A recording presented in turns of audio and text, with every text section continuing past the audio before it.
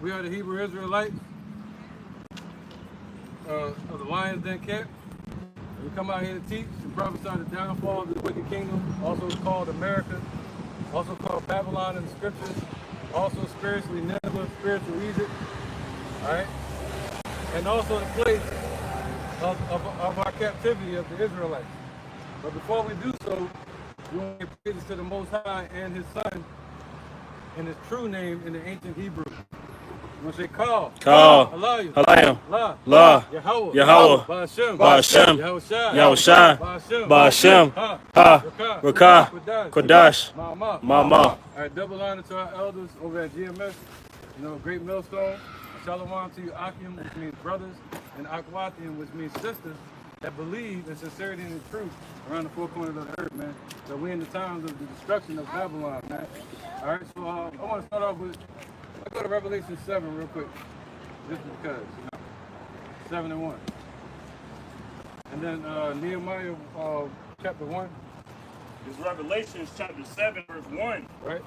And after these things, I saw four angels standing on the four corners of the earth, holding the four winds of the earth, that the wind should not blow on the earth, nor on the sea, nor on any tree. Jeremiah 51:1.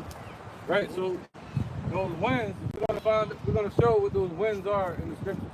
So what's holding back all the destruction, basically World War III from happening right now? Just these people Oh, okay. So somebody get Revelation 11. Oh, no, not just black people. The Negroes, Latinos, and Native Americans. These are the tribes of Israel. Yep, that's the Negroes. And the Haitians. Yep. All right. That's right, man. So let's keep going, brother. Somebody got that? Let's find out what the winds are. Jeremiah 51. It's Jeremiah 51:1. Thus saith the Lord, behold, I will rise up against Babylon and against them that dwell in the midst of them that raise up against me a destroying wind. See, so this place is Babylon. Somebody get that? The apocalypse? This place is Babylon, and the Lord set this up for our judgment. I got you. This is the place of our judgment, our captivity. But also the Lord is saying He's going to destroy this place now. So everything you're looking at, He said the elements shall melt with fervent heat. And it's going to be with what? Thermonuclear destruction for World War III. So it's right at the doors, man. All right? Go ahead. Revelation 7 again. Revelation chapter 7, I'm going to start back at verse 1. Yep.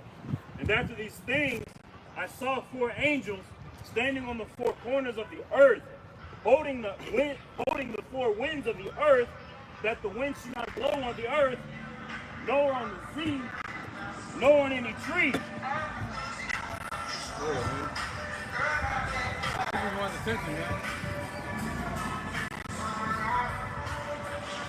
Keep going. Yeah, go ahead. Verse 2.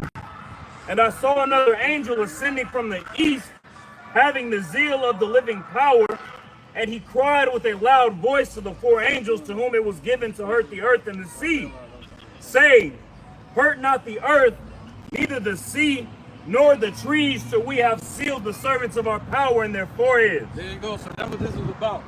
Sealing the servants of our Father, our power, in their foreheads.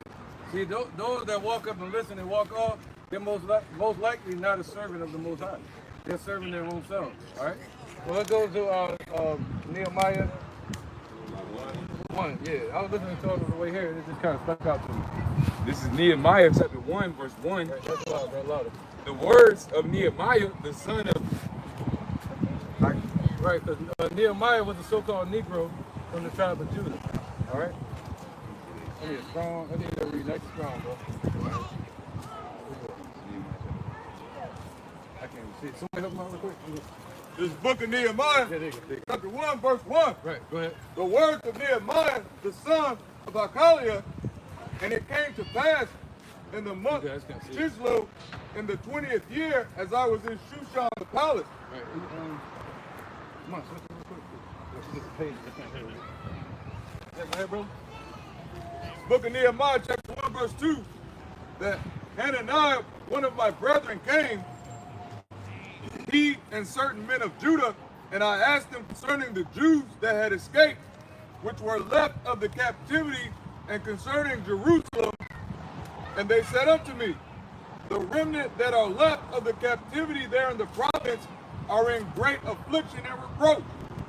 The wall of Jerusalem also is broken down. Right, there you go. Good. Keep going. And the gates thereof are burned with fire. Right, because our walls were destroyed in 586 BC. All right? And the walls got built back up around 516 BC. I mean, the foundation and the temple was built, and the altar for us to sacrifice on was rebuilt around 516 BC under King Darius. But then under Artaxerxes in 445 BC, during the times of Nehemiah, he noticed that our walls weren't built yet. And they were still in rubble. They were still burned to ashes, man. And those other nations were saying to us, they were mocking us. They were like, how can y'all rebuild out of those ashes? What y'all gonna do? You gonna rebuild with ashes? You gonna make bricks out of ashes? So that's what they're saying to the Lord. Are you gonna make bricks out of what seems to be destroyed? Out of us? All right, go ahead. Verse 4. I don't know what we're reading, but I just want to do this real quick. And it came to pass, when I heard these words, that I sat down and wept, and mourned certain days, and fasted, and prayed before Yahweh of heaven, Right.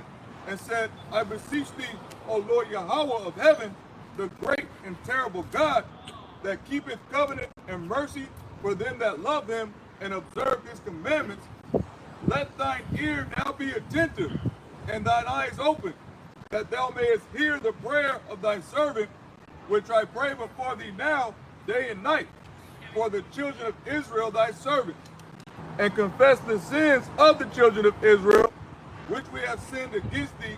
Both I and my father's house have sinned. Right, good, keep going. We have dealt very corruptly against thee. See that? See? We have dealt very corruptly against the Most High. All right, so we should be repenting right now, but you got a lot of people that just don't even care. Let's say Israel does not even consider. All right, my people do not know. Go ahead, brother. This book of Nehemiah, chapter 1, verse 7, we have dealt very corruptly against thee, and have not kept the commandments, nor the statutes, nor the judgments, which thou commandest thy servant Moses. Remember, I beseech thou commandest thy servant Moses, saying, if ye transgress, I will scatter you abroad among the nations. But if ye turn unto me, and keep my commandments, and do them, there were of you cast out into the uttermost part of heaven, yet I will gather them from thence, and will bring them unto the place that I have chosen to set my name. So you see how deep rooted this promise goes back?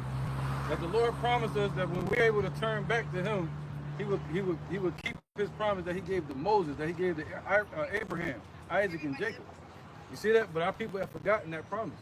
They're not looking for it anymore. For us, we're still here looking for it. That's why the Lord said he's going to raise up 144,000 men and women and children, which is a small multitude, and some of the other men that are and of a contrite heart. All right? So he said what? Those are his servants. So if somebody walk up and they just like, oh, what y'all doing over here? I'm just watching these dudes entertain. Okay, I'm out. No, you gotta have a heart that's searching for the Lord. He said, those that search shall not thirst anymore. Go ahead, brother. This is Isaiah chapter 1, verse 3. Right, because this truth is for who it's made for. Go ahead, brother. The ox knoweth his owner, Right, the ox over the moment. and the ass his master's crib. Right. But Israel doth not know, my people doth not consider. Right, so our people don't even consider it. You know what I mean? They don't even consider why we're out here. They say, yeah, I heard somebody out here teaching that Negroes are what and something, married getting destroyed. They don't consider that this is our fear towards the Most High. This is our act so we can try to get a reward for it from the Lord. All right, this is our work. So this is our service. But he said what? The ox knoweth his owner, and the ass his master's crib. These are two of the dumbest animals, but they're also the top on this earth for the cattle. But even they know their owner and their crib. Our people don't know their owner, Yahweh Shai, the husbandman, or Yahweh, and they don't know where we're from. They don't even consider it, man. All right? So Somebody get Nehemiah 4. This ain't the lesson, but we're kind of going to my building to it. Nehemiah 4 and 1. This is Nehemiah chapter 4, verse 1. Right. But it came to pass that when Sanballat. heard that we built the wall, Right. he was wroth and took great indignation. See, the same thing happening now when they see us building.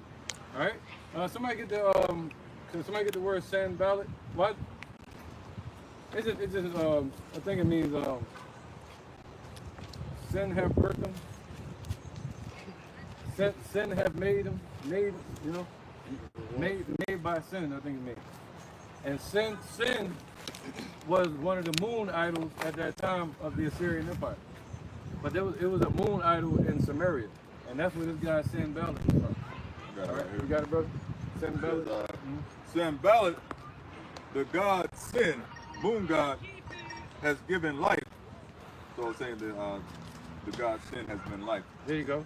Very, a very influential Samaritan who tried unsuccessfully to defeat Nehemiah's plans for rebuilding the walls of Jerusalem. See that? And what does that sound like? Somebody get that? The answer should be scoffers.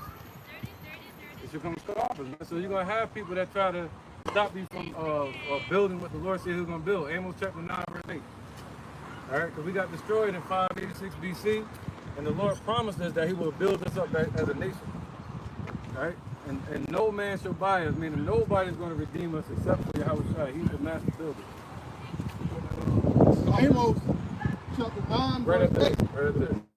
It says, "Behold, the eyes of the Lord Yahweh are upon the sinful kingdom, and I will destroy it from off the face of this earth, saying that I will not utterly destroy the house of Jacob, saith the Lord Yahweh." Right, so the Lord is going to basically destroy wickedness off the earth. All right, and that kingdom that it's talking about is talking about America, but it's also talking about the wicked, the kingdom of the wicked on this earth. That's when it goes into Nebuchadnezzar's statue, which is a satanic kingdom that's on this earth, man. All right, ruling through men. Right there. All right, the Lord said He's going to destroy all of that off this earth, not just Esau, but all rulership. He said it's going to be upon His head, going to be many crowns. Okay. So He said, what? He going? That says verse 9, "For lo, I will command, and I will sift the house of Israel among all nations, like as corn is sifted in a sieve." Right. So He said, what? What? Like a corn is sifted in the sieve, meaning what?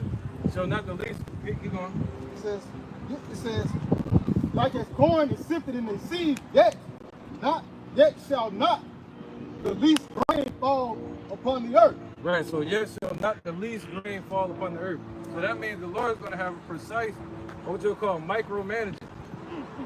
You know, to pick out His people, to separate the wicked from the elect, precisely. And that's happening right now. Go ahead. Verse 10, it says, "All the sinners of my people shall die by the sword, Yep. which say the evil shall not overtake." Yeah. I just need to build a tabernacle of David. Okay. This is verse 11. It says, "In that day will I raise up the tabernacle of David that is fallen, and close up the breaches thereof." Right. Yep. Close up the breaches, meaning the Lord gonna close up what was broken. All right. And also, once the walls are sealed, spiritually, nobody's gonna be able to get in. They're gonna be without the temple. You see that? Go ahead. It says, "In that day will I raise up the tabernacle of David that is fallen, and close up the breaches thereof." See, He raised up the tabernacle, which is a spiritual tabernacle. We're being built up a spiritual house. And what? We're going to have walls, meaning a defense. All right? "And I will raise up the ruin, and I will build it as in the days of old." See that? And I will build it as in the days of old, raise up the ruins. But you have these nations, like even over there with Trump in Saudi Arabia today. All of that is a play against our people, man, whether we know it or not. Because originally, that's how it started, was those Arab, those Ishmaelites and those Edomites and them Hamites selling us into slavery. The trans-Saharan slave trade. What's it called? Transatlantic slave trade, the sub-Saharan slave trade. The sub-Saharan slave trade. You know, so they still doing that common trade, that business. Yeah, look, see what happens? See what happens? Yeah, they bugged out, man. You know what I mean? So, huh? That was it? You go ahead, somebody else. Just let me know if you're done. Go on. Okay. All right. Going back into the elder one went into that statue. Yeah. This is Daniel chapter 2, verse 41. And whereas thou sawest the feet and the toes of potter's clay, part of iron, the kingdom shall be divided, but there shall be in it the strength of the iron, for as much as thou sawest the iron mixed with the miry clay. And as the toes of the feet were part of iron and part of clay, so the kingdom shall be partly strong and partly broken. And whereas thou sawest iron mixed with miry clay, they shall mingle themselves with the seed of men. There you go. But they shall not cleave one to another, even as the iron is not mixed with the clay. Right, all those EU nations, all those NATO countries, man, and America's one of them, the main one. And now they're trying to mingle with Saudi Arabia. They're trying to mingle with the BRICS countries. You know, trying to get them not to join the BRICS. So what is Trump doing over there with the king of Ishmael, the Arabs right now? Trying to get him not to join, trying to get the Saudi Arabians not to join BRICS. And by doing so, it's gonna pull Trump into trying to shit on the EU, shit on the BRICS, by coming out with a digital currency. Go ahead. Verse 44. And in the days of these kings shall the power of heaven set up a kingdom which shall never be destroyed. Right. See? Come on, man. See, in the days of these kings, in the days of these nations ruling, and when these prophecies happening, where NATO's falling apart, EU's falling apart, America's power, the Lord said there's no more throne for you anymore. They're losing their power seat in the world. So now what is the Lord doing? He's building up a kingdom right in the midst of this place, man. Right in the presence, he shall prepare a table for you in the presence of thy enemies. 2 weeks ago, you brought up a real definitive point about, like, a lot of people get a misunderstanding thinking that Esau's going to fall and then we're going to rise. No, in the midst of them falling, we're being risen up right now. Right now. Right in front of their face. And they're falling right in front of our face. Right. And there's going to be we're going to meet resistance. You know, we're going to meet scoffers. You got it? So the same way we were reading Nehemiah 4, we're going to go back to it. Where we were met with resistance of the ones that this guy named Sanballat. Mm-hmm. And if you look him up, he represents people that don't believe in the truth. People that want to discourage the building of the wall, the building of what the Most High said he's going to rebuild. All right? He's symbolic. He's a real person, but he's symbolic of the people today like Vocab Malone. You know? Go ahead. No, somebody got it. 2 Peter chapter 3, verse 3. Knowing this first, that there shall come in the last days scoffers, walking after their own lust, and saying, where's the promise of his coming? For since the fathers fell asleep, all things continue as they were from the beginning of creation. Yeah. For this, they willingly are ignorant of. You see that? They were like, yeah, you ain't gonna build nothing. Y'all still on the bottom. Everything continuing as it was. Y'all, you know, look at your condition. Look at the Black Panthers. Look at the rappers that try to raise up. Now you got to be a king in that way. Damn, I'm the king of the West Coast. Damn, poets. So they saying, yeah, where's the promise of his coming and the rebuilding that he's going to do with y'all? Everything continuing as it was. But they say, y'all been talking about it's the end of the world forever. Yeah. Because they know when we saying the end of the world, we're saying it's our beginning. Lord, they're like, ain't going to be no end because ain't going to be no beginning. All right? So we're going to have scoffers. Because, wow, we're building up a spiritual house now. All right? And that got to be understood. Precept. You was reading though, right?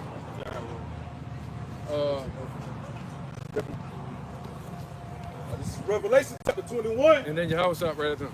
Verse 3. It says, and I heard a voice, and I heard a great voice out of heaven saying, behold, the tabernacle of Yahweh Bashem Yahushua is with men, and he will dwell with them, and they shall be his people, and the Most High himself shall be with them and be their God. Hey, just speaking on the aspect that the elder just said, that the Lord Yahweh Bashem Yahushua is building up a spiritual house. Yeah. You know, not over there like in the Middle East, how they fighting over oh yeah, we got to build up this tabernacle right here. We got to build up this this third temple. Ain't not doing it. This temple is not a physical temple. Well, not a physical building rather. It's a temple made with men. This tabernacle is with men, man. And that's why the Lord Yahweh Bashim Yahushua, hey, as the brother of the Pharaoh brought out earlier, man. Amos 9 and 11 is raising up that tabernacle with David. All right. Great. Go ahead, brother. The second Ezra, chapter 15, verse 3. Fear not the imagination against thee, let not the incredulity of them trouble thee that speak against thee. For all the unfaithful shall die in their unfaithfulness.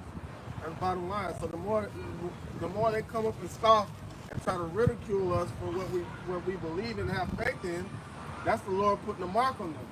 He got a special judgment for them. They got to come see him. They got to come see him. So just think about it. Like, that's what I like to think about when anybody that comes up against what we're teaching, not even understanding what the value behind what we're teaching, it just means the Lord really don't like them. Just like look at Esau, you can tell the Lord really don't like Esau if you really know how the Lord operates. But from the naked eye, because they're prospering in the earth, you will feel like he really likes them. It's those that have that lack understanding. But those that have the mindset of Yahweh Bashim Yahushua, like, oh, he really does not like you. Because he has not started to chasten Esau yet. Right. Psalm chapter 54, verse 5. He shall reward evil unto my enemy and cut them off in thy truth. The truth is being spoken right now with the elders of Yahweh here in the name of Yahweh. And anything that the Edomites do, any movement, any action, is only getting them closer to their end. Right, and the scriptures say in the end, basically laws are going to be put down, and the truth is going to reign supreme. Why? Because at the end, they shall speak and not lie. The prophecy, that's what's going to cut them off. See, we out here speaking the truth, but it's going to back us up with the prophecies, man, in the judgment day. And that's what's going to cut them off and confound them. All right? So they ain't going to be able to stop this man from being built. All right? Because they tried to many times over. But right now, we're talking about 445 BC with Nehemiah. Go ahead, brother. I want to get back to this Nehemiah 4 as well. This is the backup point that Paul made earlier about our people, since ain't nothing happened. This is 2 Peter chapter 3, verse 3. Knowing this first, that there shall come in the last days scoffers. You just read that. You just read that. Okay. 3, 4? Let's cut that 5. Oh, he read it already. All right, so we just reiterated that, man. There's gonna be people that try to hinder you from building, and it don't start just when you're out at camp. It starts in your household. It starts with your family, your friends, your spouse. What you call that? Your brother and sister. What is it called? Family member. Sibling. Sibling. Come on, what did it say? A man foe should get out of his own household. That's right. Especially in these times with the spirit of truth versus the lies, man. All right, the light versus the dark. Right, and with all these things going on, the Lord's going to heighten people's physical senses, and emotions are going to start getting involved. As soon as those emotions gets involved, these people are going to be running haywire. There's going to be cut out on every level. Look what happened in 2020. Right. See that? So if you don't have emotional intelligence to move according to the spirit in those times, right? That's going to be used against you, and you're going to move in haste, right? And every word that you be spoken, you're going to remember in the day of Yahweh Bashim Yahushua's return, man. Right. What's that? What's that in Hebrew? Where they say we got an altar. We have an altar. I can't word it for some reason right now. The blood of lambs and goats. I just had it. I closed. Right. We're gonna go.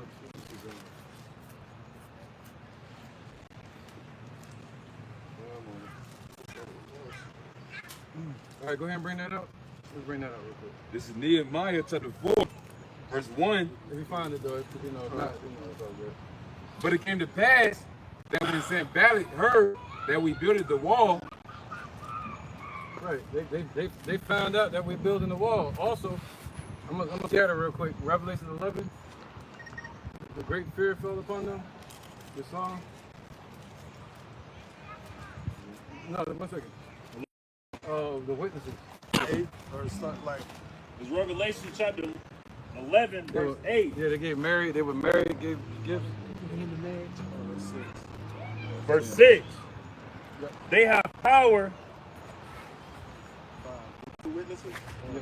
About Five. which one you want? Two witnesses. And they great fear fell upon them. Yeah. And they stood up on feet of grace, cedar, and great fear fell upon them and saw them. Verse 10. Revelation chapter 11, verse 10.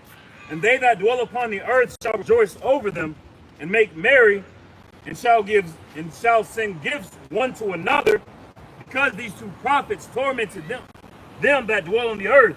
Right, go ahead. Yep, see that? And that was during the time of what? King David. All right? And that's talking about the northern and the southern kingdom. And they don't want that to be rebuilt. Why? Because they know once the tabernacle of David is rebuilt, that house is going to crush, that mountain is going to be established above every mountain on this earth. You know? And the Lord said, what? You are his battle axe and weapon of war. And they know that. But what was the promise that was given to Jacob? That he was going to be called Yasha Allah, meaning he is a prince with the power. So without the power, we can do none of these things. You know, we cannot battle these nations. Go ahead, brother. Who's reading? Verse 11. Oh, wait. You want me to keep going? Yes. And after 3 days and a half, the spirit of life from Yahweh entered into them. Oh, see that? So after 3 days and a half, the promise that the Lord gave to Malachi of him sending Elijah before the great and dreadful day, it happened. And it started with our business, and the spirit of life has entered into us, but we began to build again. And what's going to happen when they see us building? Go ahead. And they stood upon their feet, and great fear fell upon them which saw them. And they heard a great voice from heaven saying unto them, Come up hither. All right, there you go. See that? So they see us building, and now fear is falling on them. What are they trying to do on YouTube? Hate speech. 5 ways to debunk the Hebrew Israelites. Yeah. All debunked. Yeah, you go on TikTok, everybody on there trying to debunk.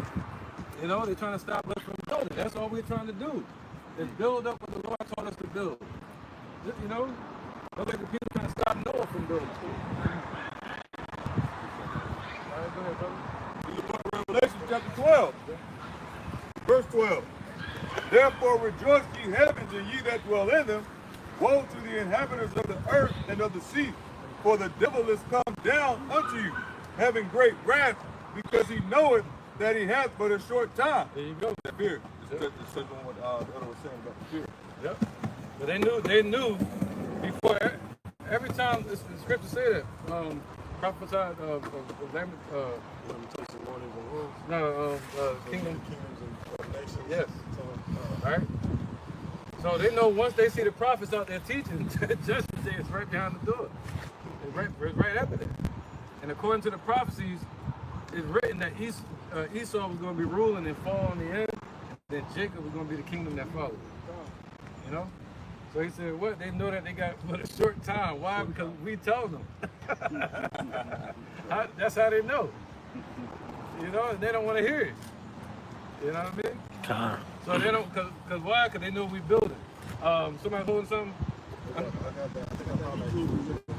Yeah, cuz, this is what we building right here.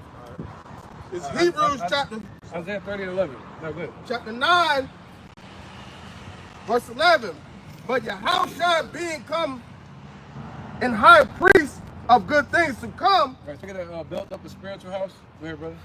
by a greater and more perfect tabernacle, not made with hands, that is to say, not of this building, neither by the blood of goats and calves, but by his own blood he entered in once into the holy place,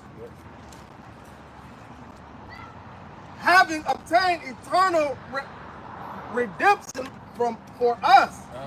For if the blood of bulls and of goats and the ashes of an heifer, sprinkling the unclean, sanctified to purifying of the flesh, how much more shall the blood of Yahushua, who through the eternal Spirit offered himself without spot to Yahweh, purge your conscience Ye are conscious from dead works to serve the living power.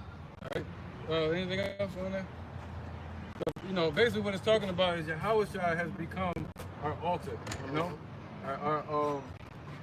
our tabernacle, you know, all of that. So we're rebuilding it. Somebody get Spiritual house. yes, spiritual. I think. This 1 Peter chapter 2, verse 5. So we're building up a house in the name and the spirit of Yahweh Bashim Yahushua. All right. He said all these other houses are harlot houses, or tables that they're building for the devil, you know. Gad and Minnie. Go ahead, brother. 1 Peter 2 and 5. Ye are also as lively stones are built up a spiritual house. Yep. So we have become those lively stones. All right, lively stones. You know, not made with untempered mortar.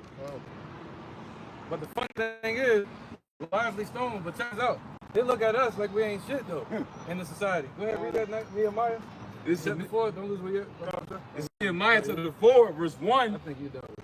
But it came to pass that when Sanballat heard that we built the wall, he was wroth and took great indignation and mocked the Jews. There you go. He took great indignation and mocked the Jews, man. So he mocked them. All right, go ahead. And go ahead. And they mocking us with this Caesar Borgia. You know, go ahead. And he spake before his brethren in the army of Samaria and said, what does these feeble Jews, will they fortify themselves? Will they sacrifice? Will they make an end in a day? Will they revive the stones out of the heaps of the rubble, of the rubbish, which are burnt? 1 second. I need that part. That last part. I need that real quick. Wait, 1 second. All right. You gotta read that verse. So can we rebuild from this? You know? Can we rebuild from that? Could those be the prophets? You know what I'm saying? Go ahead. And he spake before his brethren in the army of Samaria and said, what do these people, Jews, will they fortify themselves? Will they sacrifice? Will they make an end in a day? Right, so yeah, because they know the Lord ain't dealing with our sacrifice anymore. You know, so what they gonna do? What can you do to get out of this situation? Go ahead. Will they revive the stones out of the heaps of the rubbish? So will they revive the stones out of the heap of the rubbish? But what did the Lord say? 1 Peter 2 and 5. Ye also as lively stones are built up a spiritual house. Woo! So we've been built up, whether they like it or not. All right, go ahead. Verse 3. Now Tobiah the Ammonite was by him, and he said, even that which they build, if a fox go up, he shall even break down their stone wall. Right, and what did the Lord, that was Herod, I think the Lord called him a fox. Yeah. Sly fox. You know? And the fox is basically like, you can look at it as a liar, an unclean person. You know? So even if they're saying even a vigilante can come and tear us down. You know, instead of a whole army. All right, go ahead. Verse 4. That's what they're saying. Hear, O our God, for we despise. They're saying what we're building is weak and anything can tear it down. All right, go ahead. For we are despised and turn their reproach upon their own head and give them for a prey in the land of captivity. Oh, that's All right. Verse 3. Nehemiah chapter 4 and 3. Now Tobiah the Ammonite was by him, and he said, even that which they build, if a fox go up, he shall even break down their stone wall. Here, O our God, for we are despised and turn their reproach upon their own head. yeah, that's why when he's building the tabernacle of David this time, he's closing up the bricks, so can't nothing crawl up the wall and creep in any type of way. Those who try to creep in unawares, they're going to be set up. He's going to purge out the rebels from among us. So there's nothing going to be able to creep up against our wall that we're building right now as the tabernacle of David being built. Not even Nate. Not even that. Fox, they foxes now. Oh. I mean, it's a scripture that says that they're foxes. Huh? Yeah, they're like foxes in the desert. They're like foxes in the desert. You know?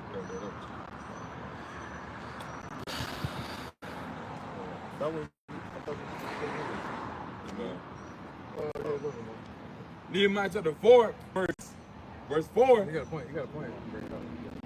This is the backup what the bishop was saying. This is Jeremiah chapter 50 and verse 20. In those days and in that time, saith the Lord Yahweh, the iniquity of Israel shall be sought for, and there shall be none. And the sins of Judah, and they shall not be found. For I will pardon them whom I reserve. So again, just to back up what the bishop was saying, he's reserved those that are going to make it. But it says who? It says they're going to look for iniquity, and it shall be sought for, and there shall be none. The sins of Judah shall not be found. So again, those that are trying to block what we're doing, you're not even going to find them in that time. Just like the bishop was saying, they're going to be purged out. The rebels going to be purged out. Right. Revelation 12 and 10. All right, that goes for these heathens and 2/3 of our people. All right, especially the damn foxes amongst our people, scoffers. You know, wolves in sheep's clothing. This is Revelation chapter 12, verse 10. And I heard a loud voice saying in heaven, now is come salvation and strength and the kingdom of our God and the power of his anointed. For the accuser of our brethren is cast down. See that? Also the accuser. See that? He said, what? They're going to look for iniquity amongst us. They're going to find none. There's going to be nothing they can point out and say, look, Lord, they sinning.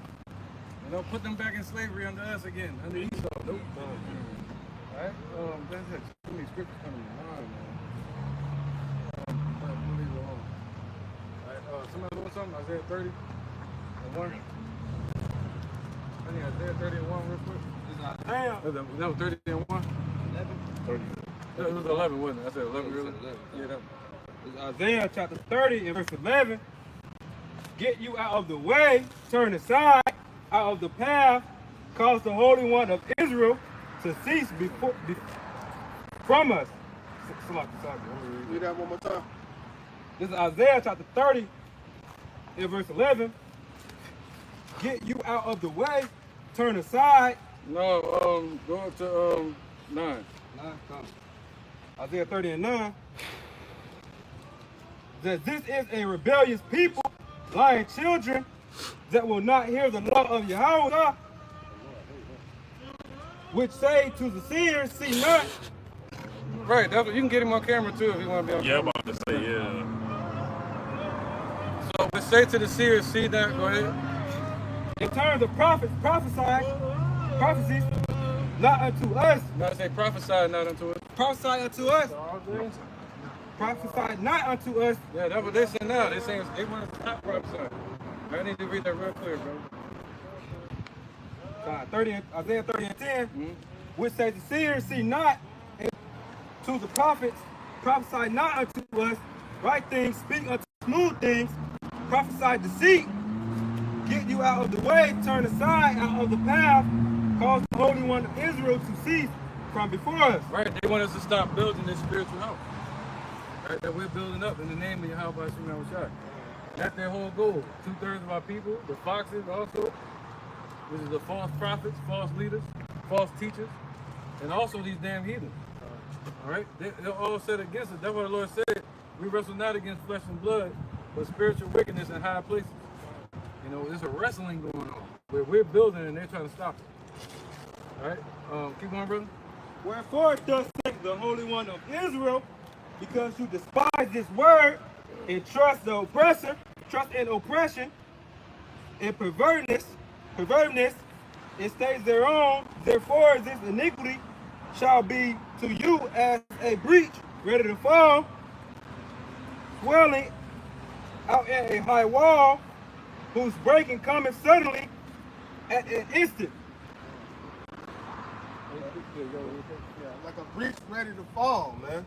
That's like having a high wall with a hole in it where the enemy can get through. There's nothing to hold it up. It's going to crumble, just like how it said in Nehemiah.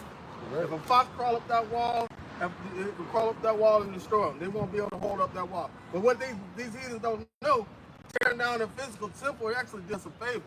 Because would tear down our altar, actually did us a temple because the Lord had Yahweh had a separate altar already set up for it. Because if you read Hebrews, it says in Hebrews that with the sacrifice of goats and the sacrifice of bullocks, there's still the remembrance of sin.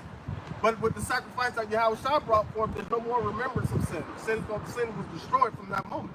Now we walk not according to the flesh, we have a way to walk according to the spirit. Because guess what? Even the Levites they couldn't really, if they had to sacrifice for their own sins before they sacrificed for the sins of the people. So they had a blemish and a spot on them. So who walked into the holy of holies unspotted?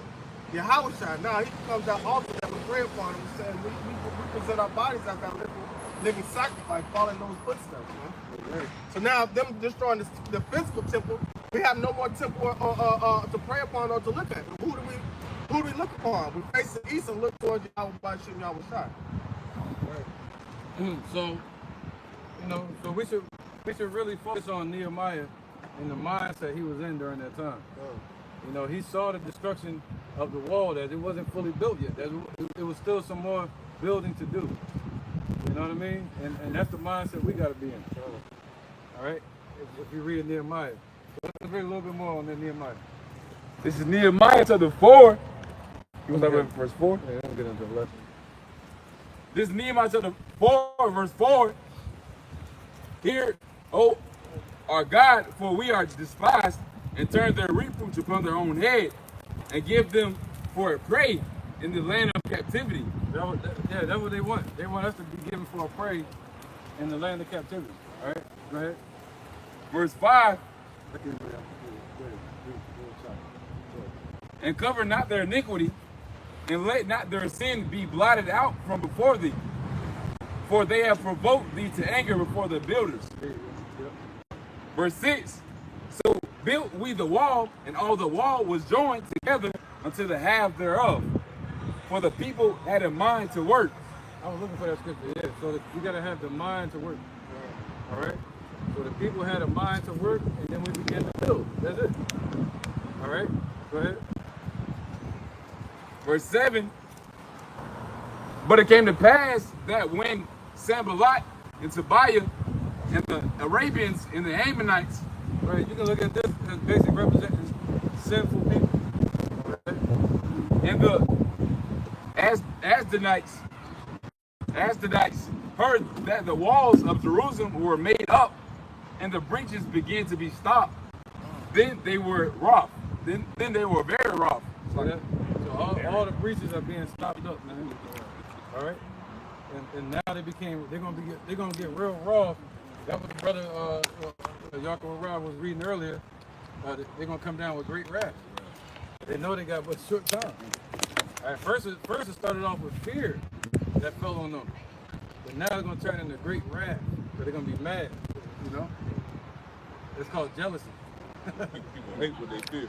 They hate what they fear, yeah, and they want to destroy it. Nehemiah chapter 4. This is Nehemiah chapter 4, verse 8. And verse 7.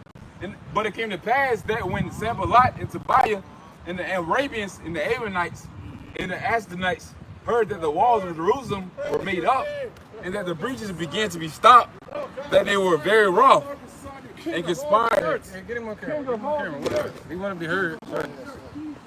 Let's be quiet. Jesus is the devil. Go ahead, bro.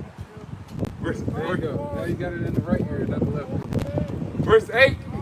And conspired all of them together to come and fight against Jerusalem. Whoa, conspire all together. This is a spiritual fight. Yep. See that? The damn demon that crawled up his ass and like a fucking puppet master and controlling his ass every time he go around this damn track. Got him singing weird mantras going past. Go ahead, brother. Verse 8. And conspired all of them together They're all conspiring together, right? to come and fight against Jerusalem and to hinder it. And to hinder it, man. Yeah, they want to hinder it. All right? And so there is the fight against you, man. When you see your woman against you, when you see your family against you, you go out and teach. Or if you try to teach in your house and there's a resistance, it's all against you to keep you from building. You see that? All right, so look at Isaiah 24. Let's go into that now. Isaiah 24 and 4. Book of Isaiah, chapter 24, verse 4. Earth mourneth and fadeth away. The world languisheth and fadeth away. The haughty people of the earth do languish. There you go. So what's that? Yeah, Isaiah, what was it? 24? 24. Yep, 24 and 4. Because this was originally a destruction that 24. Yeah. This was originally a judgment that fell on Judah. All right, but now somebody get that in Jeremiah 30, where it say the curse is gonna fall on them now. And there's to move down to. Y'all need that Deuteronomy 37.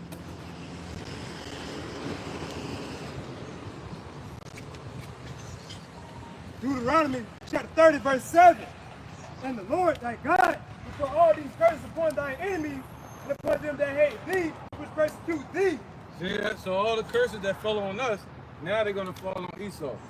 All right, and part of their curses, those curses is what? Their land getting destroyed. This place, America, just like our land was destroyed.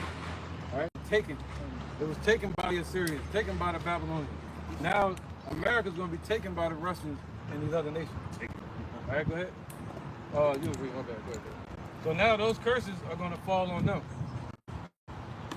The book of Isaiah, chapter 24, verse 5. Right, so when we're reading and it's talking about Judah, the same curses that fell on Judah is going to fall on these nations.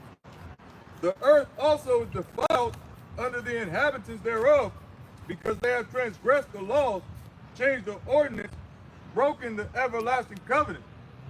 Therefore hath the curse devoured the earth, and they that... What's it? Oh no, we're going to go to 4 and we're going to stop at 4. All right, you read 4? Read 4 one more time. This is Isaiah chapter 24, verse 4. The earth mourneth and fadeth away. The world languisheth and fadeth away. The haughty people of the earth do languish. There you go. So the basically saying what? Let's get the 1 Corinthians 7 and 29. All right, so the earth is languishing, meaning what? This present world. This present rulership that was built up in nothing but wickedness. All right, what they built up is falling, and what we're building up is being established. This is 1 Corinthians chapter 7 and verse 29. But this I say, brethren, the time is short. It remaineth that both they that have wives be as though they had none. Yep. And they that weep as though they wept not. And they that rejoice as though they rejoice not. And they that buy as though they possess not. And they that use this world as not abuse it, for the fashion of this world passeth away. Oh, the fashion of this world is passing away. Can you read that part again? So the earth, my bad, you gotta read it again. The earth is languished under the basically the haughty rulers. All right. So look at it. Look at their economy. Look at the churches. They're languishing. Look at the entertainment industry. Look at Hollywood. Look at the banking system. Look at their military. Look at their factories and their imports and exports. Everything is languishing here. Look at their leadership. Their policies, everything is languishing. Their police department. Their food is all languishing, man. The corporations. All right, go ahead. Let us know if we need to move out with that son. Hey, Con, and that's just going into like what you just said earlier. Those curses are being put on them, man. Hey, even with all these different nations starting with Esau, right? And you got the bricks reinformed. That's showing the hatred that they have towards Esau. Hey, the Idumeans over here in Babylon, man. So with that being said, that hatred is coming on towards them. The same way Psalms 83, they was confederate against us. Hey, these other nations are becoming confederate against Esau too as well, man.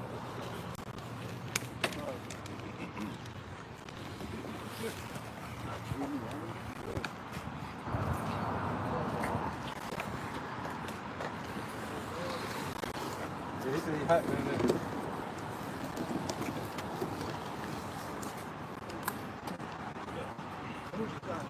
Like moving around on a hot plate, man. Alright, so where was that, man? Somebody can grab Ecclesiastes 1 and 4.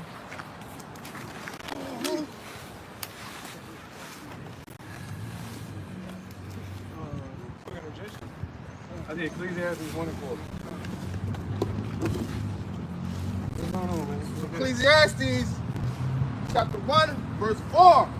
One generation passes away, and another generation cometh, but the earth abideth forever. Right, so this present rulership, this present world, or kingdom, all right, is what? Passing away. All right, and that's why it's languishing. Because this shit is done, it's over. It's circling the drain. All right? He said what? Damn, Isaiah, where it said 47, I think it is, where it said no throne. You got an interjection on this topic? Huh? Not yet. That's in the same chapter.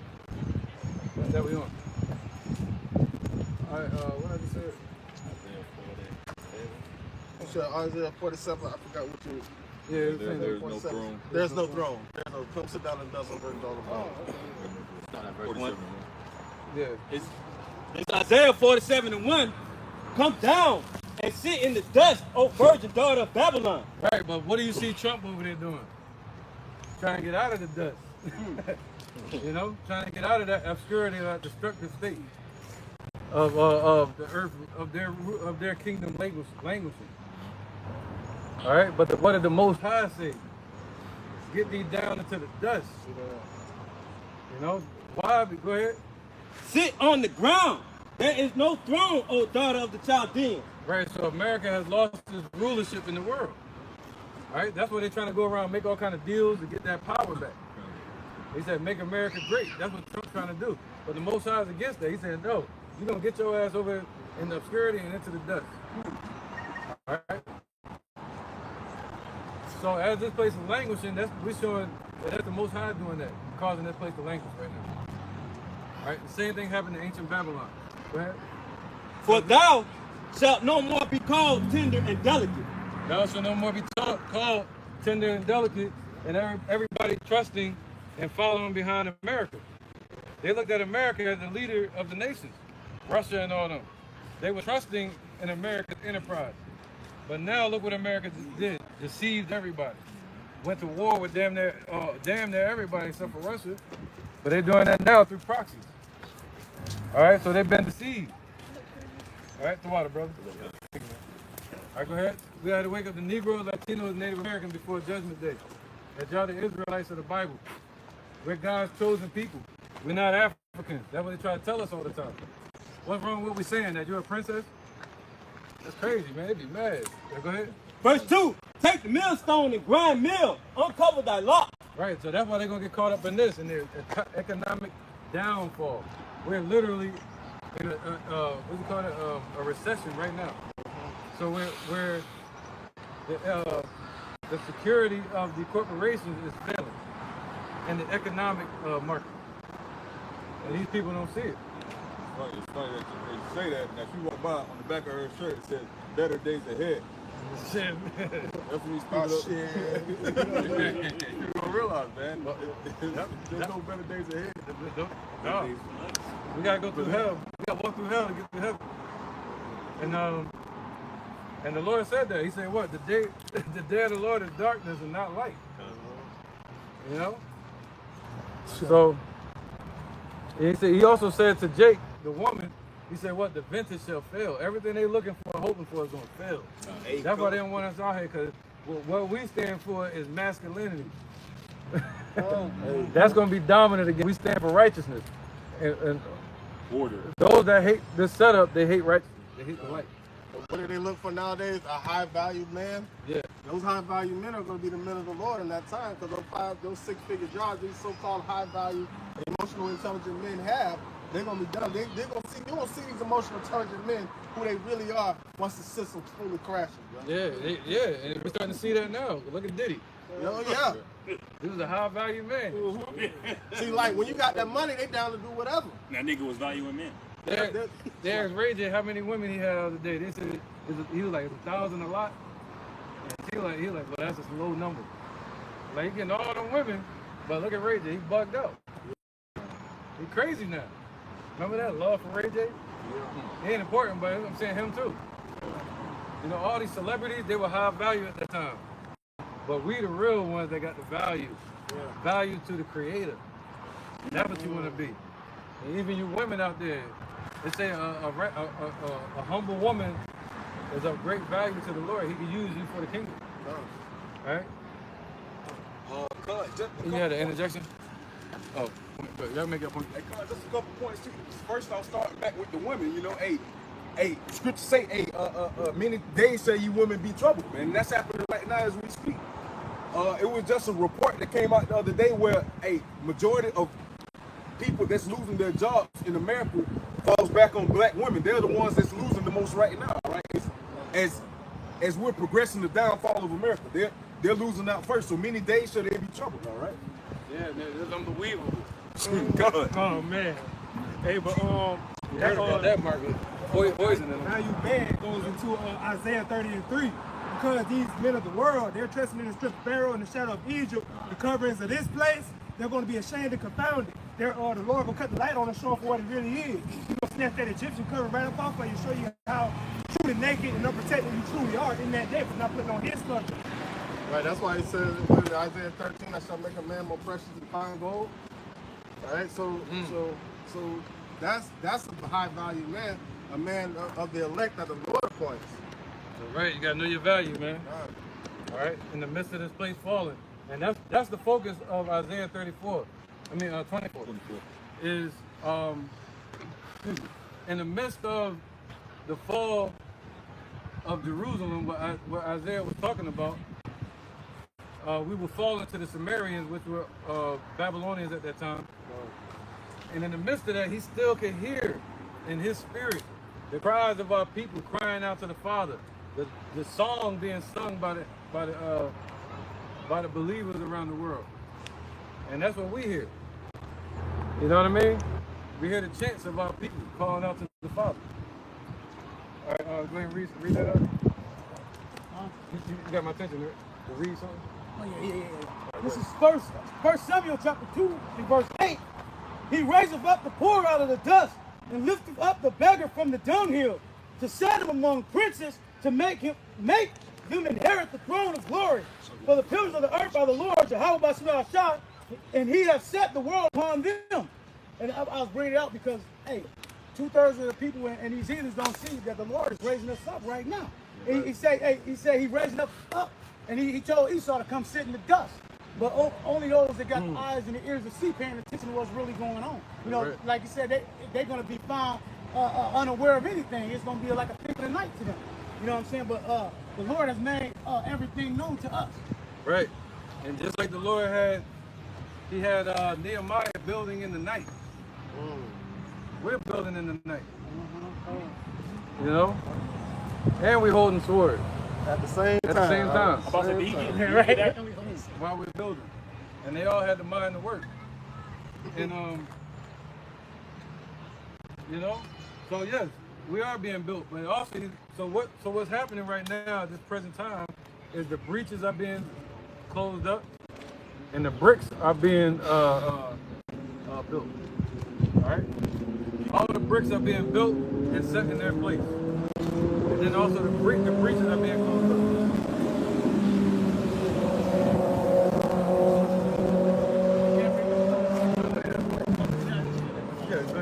This 1 Samuel 2:9. He'll keep the feet of his saints, and the wicked shall be silent in darkness. For the strength shall by strength shall no man prevail. Hey, and that's no matter how bold and strong or buff you think you are, hey, strength ain't gonna prevail in that day, just the knowledge of Yahweh Shah.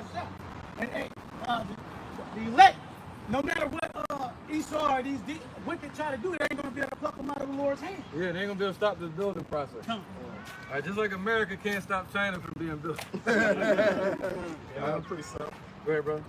It's Romans chapter 13, verse 12.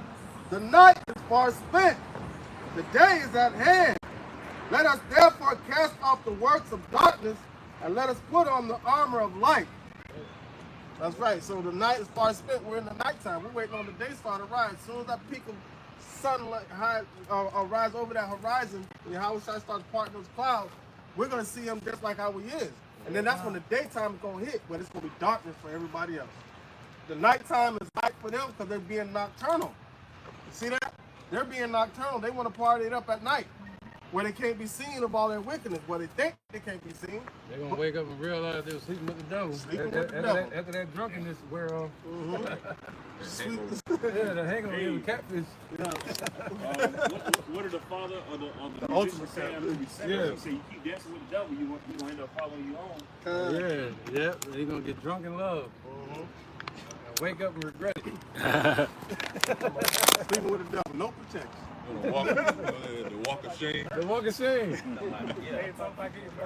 Yeah, talking about getting burned.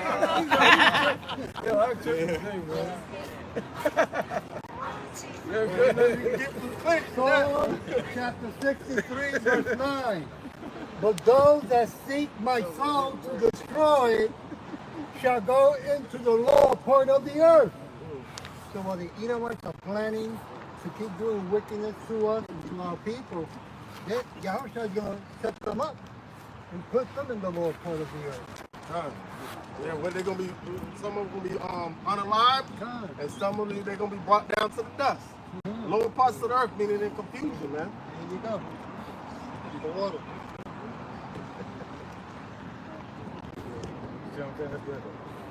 Well, now, where was that? Isaiah 47. Isaiah 24. Let's go back to that. 24 and 4. Let's read right there, and then we're going to go to 1 John 2 and 17. All right, this is Isaiah chapter 24 and verse 4. The earth mourneth and fadeth away. The world languisheth and fadeth away. Right. So what's that in the Apocrypha where it say, look how weak, we were talking about it like a month ago. Look how weak. The earth is God, and you gave it to me. We were just talking about it, yeah. But somebody got that First John. 1 John chapter 2, verse 17. Yeah. And the world passeth away, and the lust thereof, but he that doeth the will of Yahweh abideth forever. 14 and 16. All right. So what it say? What? It said, 1 John chapter 2, verse 17. And the world passeth away. So yeah, this present world that Esau built up is passing away. What's that? Job 9 and 24. The earth is given into the hand of the wicked. Look what they did with it. All right. He said what? When the wicked are in authority, all the people mourn. So go ahead. So what they built up is being destroyed, which is they built up our hell. So go ahead. Yes. In the book of 2 Ezra, chapter 14, and verse 16, it says, for yet greater evils than those which thou hast seen happen shall be done hereafter. For look how much the world shall be weakened through age, so much more shall evils increase upon them that dwell therein. There you go. So as the more people populate the earth, the more wickedness comes on the earth. You know, just like what is it? What it said in the Romans that their fall have been the increase of the Gentiles. Yeah. You know, fall we brought more wickedness on the earth. You know, how much more through the gathering together of them. Right. So that's us being lifted up out of the dunghill, but getting risen up out of the dust, and him coming down into the dust. Right. 2 Ezra 9 and 20.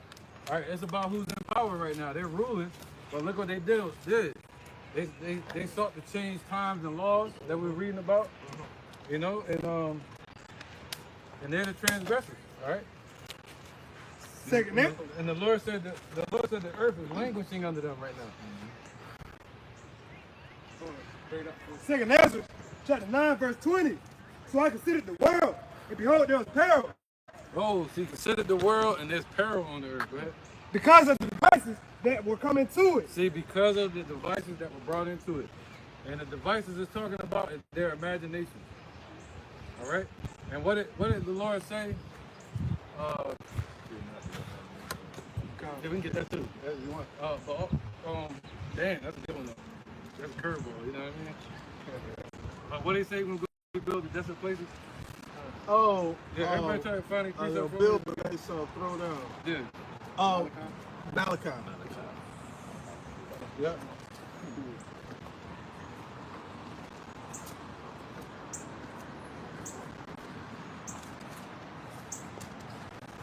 1 and 4. It's the book of Malachi chapter 1 and verse 4. It says, whereas Edom said, we are impoverished, but we will return and build the desolate places. Thus said the Lord of hosts, they shall build, but I will throw down, and they shall call them the border of wickedness, and the people against whom the Lord hath indignation forever. See, look what they built up, man. All right, and the earth is languishing under their rulership. That's how you know that Esau is the end of the world and Jacob is the beginning of the Apollo. All right. So it said because of what? Because of their imaginations, man. You know, Esau is thinking from the left-hand side, and everything they built up is failing. It's impossible. Can't last forever.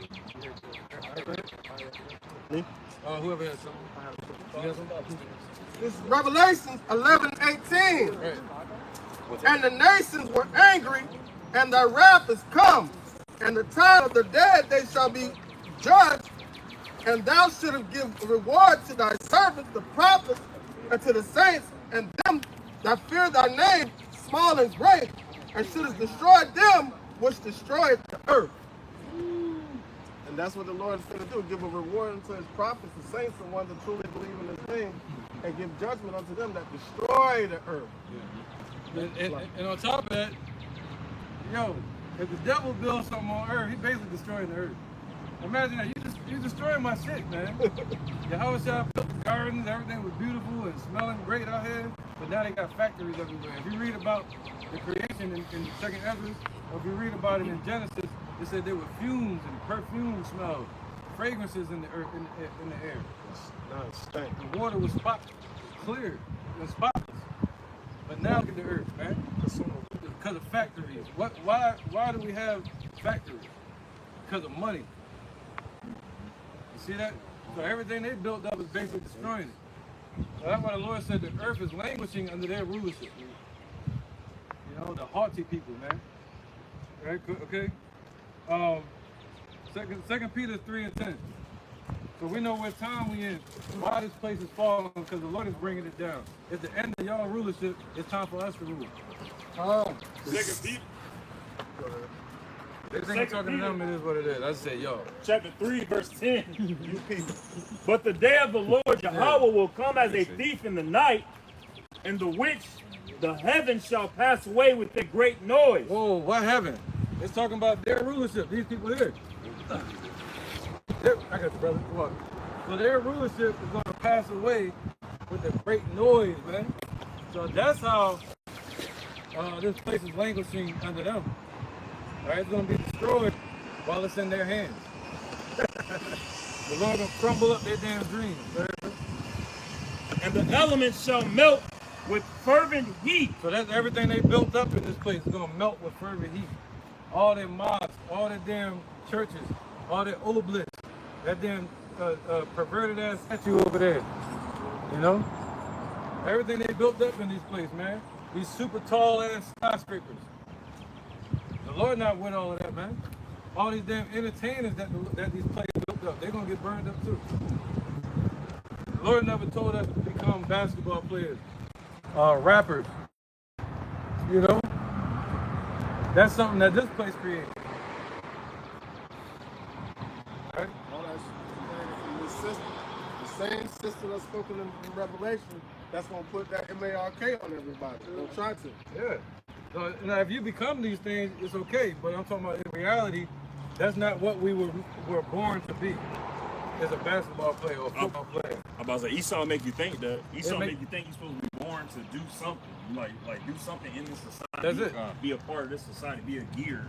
Hey, that's why they incentives so high. God, so like you be chased after. Okay. What's the point of a basketball player making multi-millions? Or for what type of what do they put towards the economy? Nothing. They put nothing towards the economy. You know, that's why China and Russia, so forth and so forth, their basketball players are everyday mediocre people. Right, check this out. This is what they put forth in the economy of vision. Now they create an image. Now you as a young child, you see this, and you see the liveliness, the lavishness behind it. So what do? All it is a distraction. Distraction. Younger, 1%. Yeah. I believe I can fly. I want to be like Mike. Precept. You know what I'm saying? Instead of being like your house shot. And then everybody want to be a basketball player. That's hard.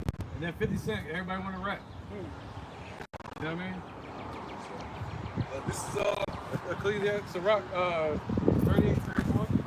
this is Sirach chapter 34, verse 1. It says, the hopes of a man void of understanding are vain and false, and dreams lift up fools. So as the bishop was just saying, if it's not of the Lord, Yahweh Bashim Yahweh Shah, you out here chasing the dream shit, you gonna constantly be chasing after it. Why? Because that dream is never gonna come true. You're never gonna wake up out of that. Why? Because your ass sleep, man. So you're gonna stay there for a minute. Right? So you're gonna be woken up by reality. All right, once the Lord Yahweh Bashim Yahweh Shah really get the shaking things running here. Hey shit, you know, he doing a little spring cleaning right now, but hey, guess what? Hey shit, when it's time to liquidate America, shit, hey, that's when everybody go, hey, be all eyes and ears open, man. Can I start at 31? Yeah. All right. It's Sirach 38 and 31. All these trust in their hands, and everyone is wise in his work. 32. Without these cannot a city be inhabited, and they shall not dwell where there is no, where they will nor go up and down. They shall not be sought for in the public council, nor sit high in the congregation. They shall not sit on the judgment seat. Right, this talking about basically 2/3. They're not going to be the ones that's going to enter the Lord's rest. And that way say no respect of person. You know, it said, what did you expect? To see John the Baptist show up, Soft raiment. a reed shaking with the wind, showing up in soft raiment like a prince or a king? No. He showed up with camel's hair, you know, and a leathern belt. And we had people wearing girdles, all kind of, you know, he said they enlarged the borders of their phylactery. Looking like IUIC. Yeah, looking like IUIC. You know what I mean? No, go ahead. He came in looking like an outcast, somebody separated from the system. Exactly. He didn't come in looking like he would fit into the system. Neither did Yahweh Shai. Right. That's why we look in the manner of, sometimes we like to dress nice and look nice. Even if we have on these baddest clothing, you can tell the difference between the man of the Lord and somebody of this world. Right. It's a different moral compass, a different character, a totally different character. All right. So somebody reading? Yeah, I'm reading. It says, Watch your back, 38 and 33, it says, shall not be sought for in the public council, nor sit in the high congregation. Hey, we gotta move that sign, yo. Nor understand the sentence of judgment. Right, they're not gonna understand your LeBron's, your what's his name, KD. You know, your Kobe's, the Allen Iverson, Wayne Wade. Wayne Wade. Yeah, but he ain't gonna understand the sentence of judgment. if the Lord came down here and struck his son down in front of his face, he wouldn't understand why. He gonna say the devil did it. He'll find a way to put some good behind it. It says they cannot declare justice and judgment, and they shall not be found where parables are spoken. They're not gonna be out here teaching. You're not gonna find Floyd Mayweather out here teaching. He had Cat Williams that walked past some brothers before, and he didn't stick there. He didn't stay there and teach with the brothers. All right. So yeah, they're not gonna be found where parables are. They're not gonna be locked in watching the videos. They're not gonna be out here teaching with you. All right, but you're gonna have some celebrities though. They took DMX out after he was talking to Yeah, man, they're gonna have to fight even harder, boy. You know, like the scripture say, it's easier for a camel to go through an eye of the needle, a needle gate. They're gonna have to unload all of that. Leave it on the outside. So you gotta go through that needle gate going to the temple, and you don't have to leave all that excess baggage outside because it ain't gonna fit. Right. Verse 34. But they will maintain the state of the world, and All their desires is in the work of their craft. There you go. All right, so it's just a craft that they're doing. It's just a skill. No, it's just a skill. Oh, What they're doing, basketball and sports, is just a skill, man. It's just a craft, you know? So what we're doing is the work, the building, all right? Go ahead, brother. This 1 Corinthians chapter 1 and verse 26. Right. For you see your calling, brethren, how that not many wise men after the flesh, not many mighty, not many noble are called. So just like what the elder brothers going into, all right, not many mighty, not many noble, and that's mighty and noble of the flesh, of the world, is called into this truth and called to do the true work, which is the work of Yahweh Hashem Yahushua. Right. So they're maintaining the state of this world. and the state of this world is what? Under deception. So they're maintaining our people being deceived, man. All right? So the thing is, they're maintaining what the Lord said he's going to throw down. And we're already starting the tearing down process. We're here to tear down strongholds. You get me? Spiritual civil war. They going against what the hierarchy said to do. That's right. They're fighting on the wrong team. they're like you at a restaurant and they about to close up, so they start vacuuming around you, start picking up your plates and stuff like that. That's right. All right. Yeah, we can go ahead real quick. We're gonna go down to 24 and 5. This is Revelation 22 and 11. He that is unjust, let him be unjust still. And he which is filthy, let him be filthy still. And he that is righteous, let him be righteous still. And he that is holy, let him be holy still. See that? See, like what it say 2 Peter 2:9, the Lord knows how to deliver the just out of temptation and reserve the ungodly to the day of judgment be punished. Yeah, we're gonna get there too. All right, so it's like the Lord's gonna let them stick. They're gonna continue until the crafts of this world all the way to their destruction. Man. All right. So there's a major separation going on right now. Besides between those that have the mind to work and those that don't. You know? Those that are trying to stop the building from happening and those that are actually building what the Lord said to build. All right? The Negroes, Latinos, Native Americans are the Israelites of the Bible, God's chosen people. All right? That's it. Yeah, there, 24. It's Isaiah chapter 24. You said verse 10? Verse 5. Verse 5. Yeah, we're on 5. The earth also is defiled under the inhabitants thereof, because they have transgressed the laws, changed the ordinance, broken the everlasting covenant. Woo! See that? So, who is that talking about? Of course, Esau, but also our people. Let's go to something else real quick. Romans 10.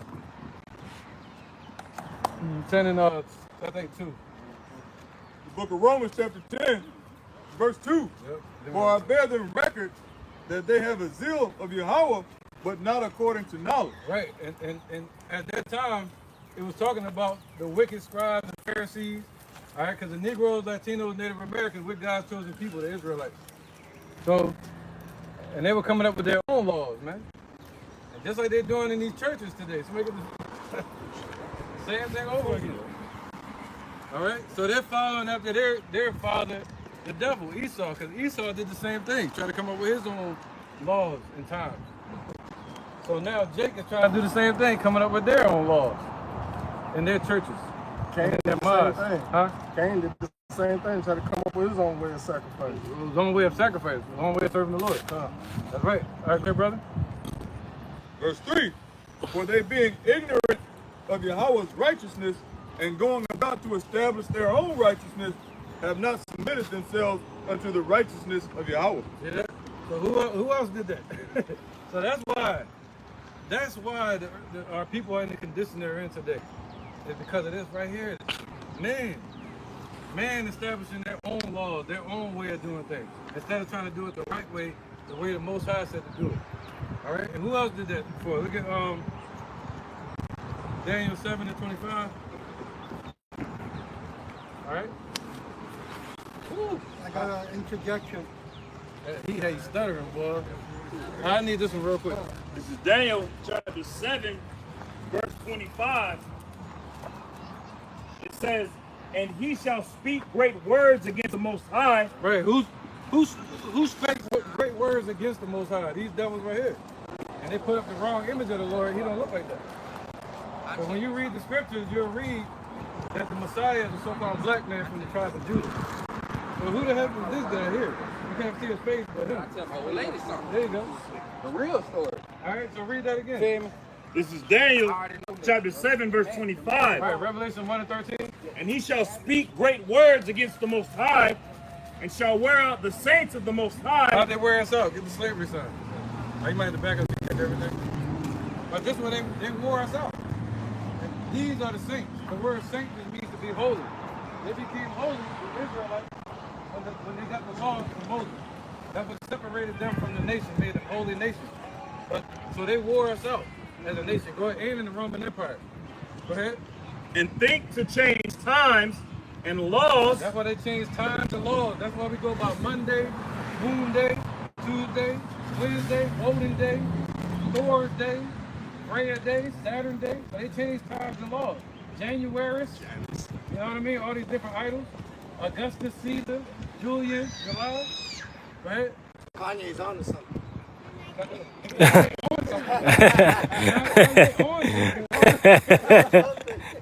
right, bro.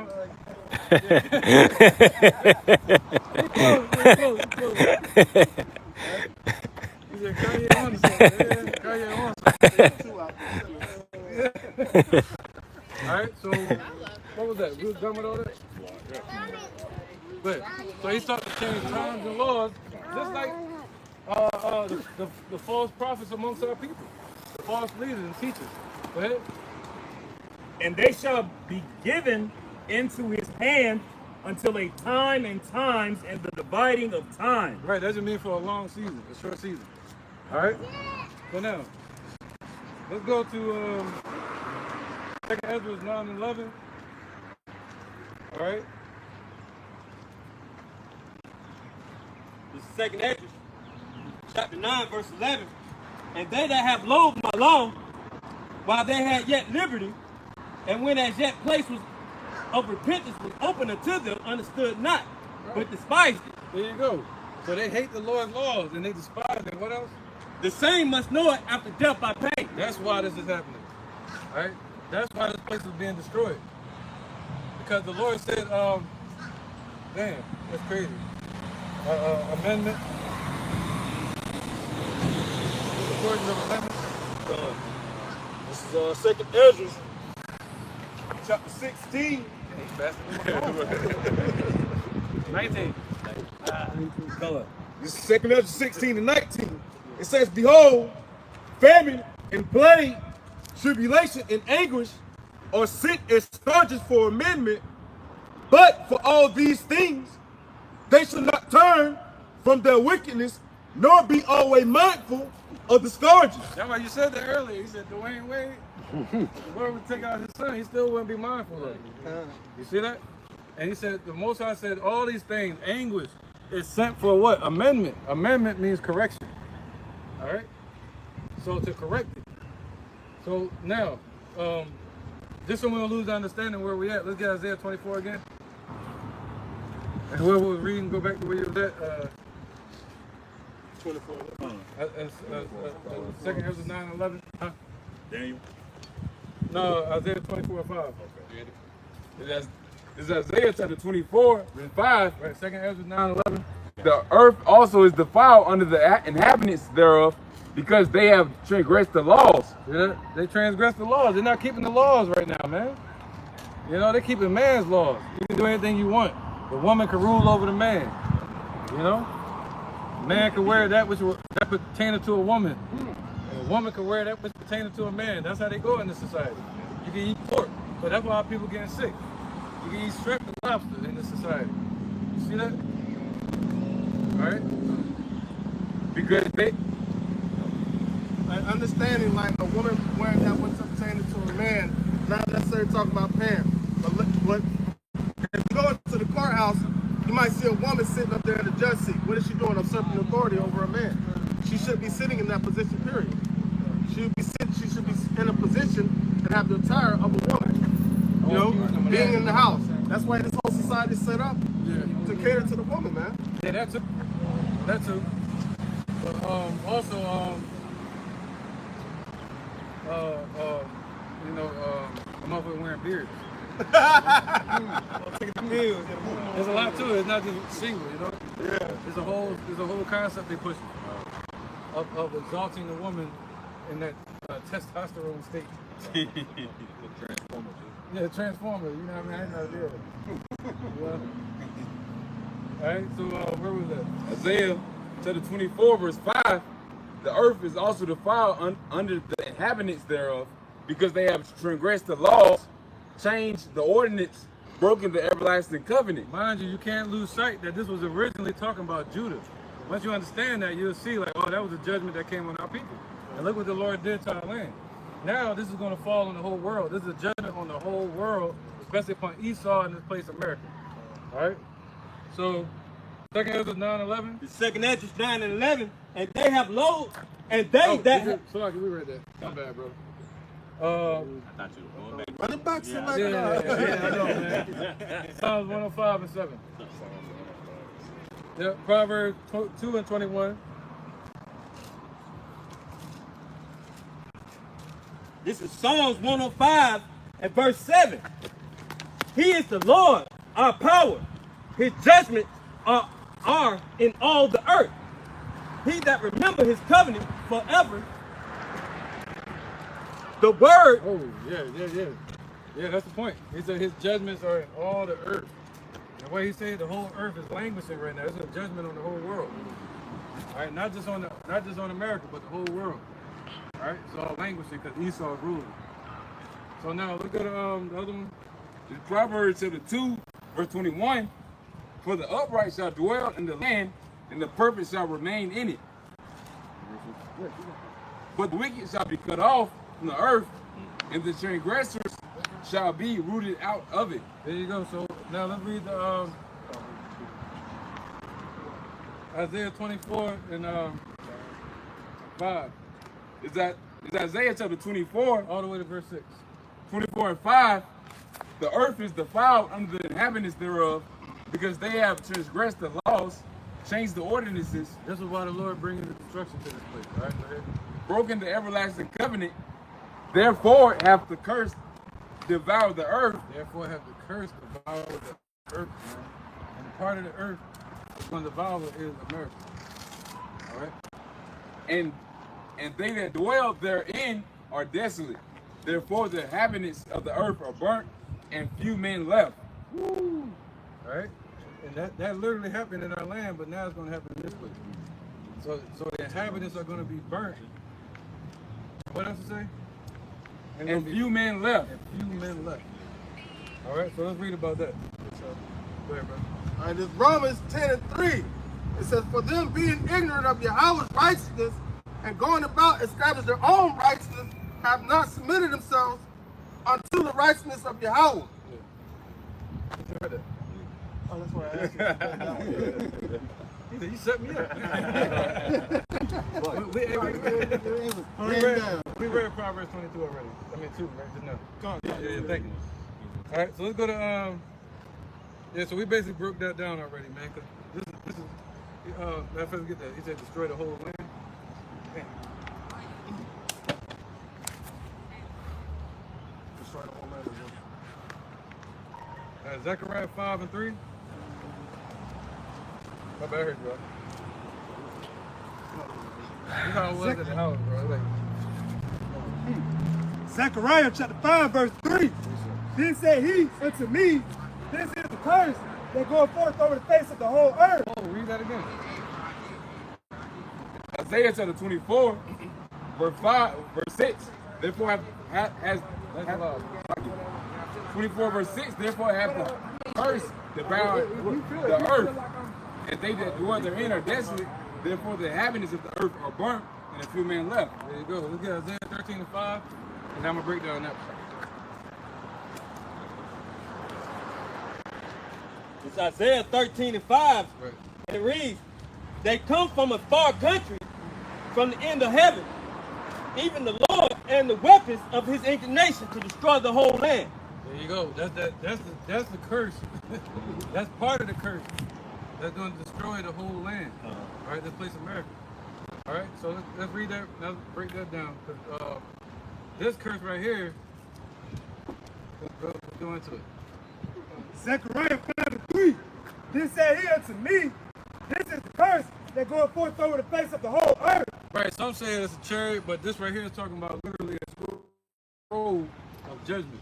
That judgment that was happening there in Zechariah was a judgment on Judah. All right? And the Lord said what? He saw, Zechariah saw a vision of a scroll that had a list of judgments on both sides. All right? And he said what? Those in Judah were going to be destroyed on this side according to it, and on that side according to it, and he gave you a list of the judgments. All right? And they broke it.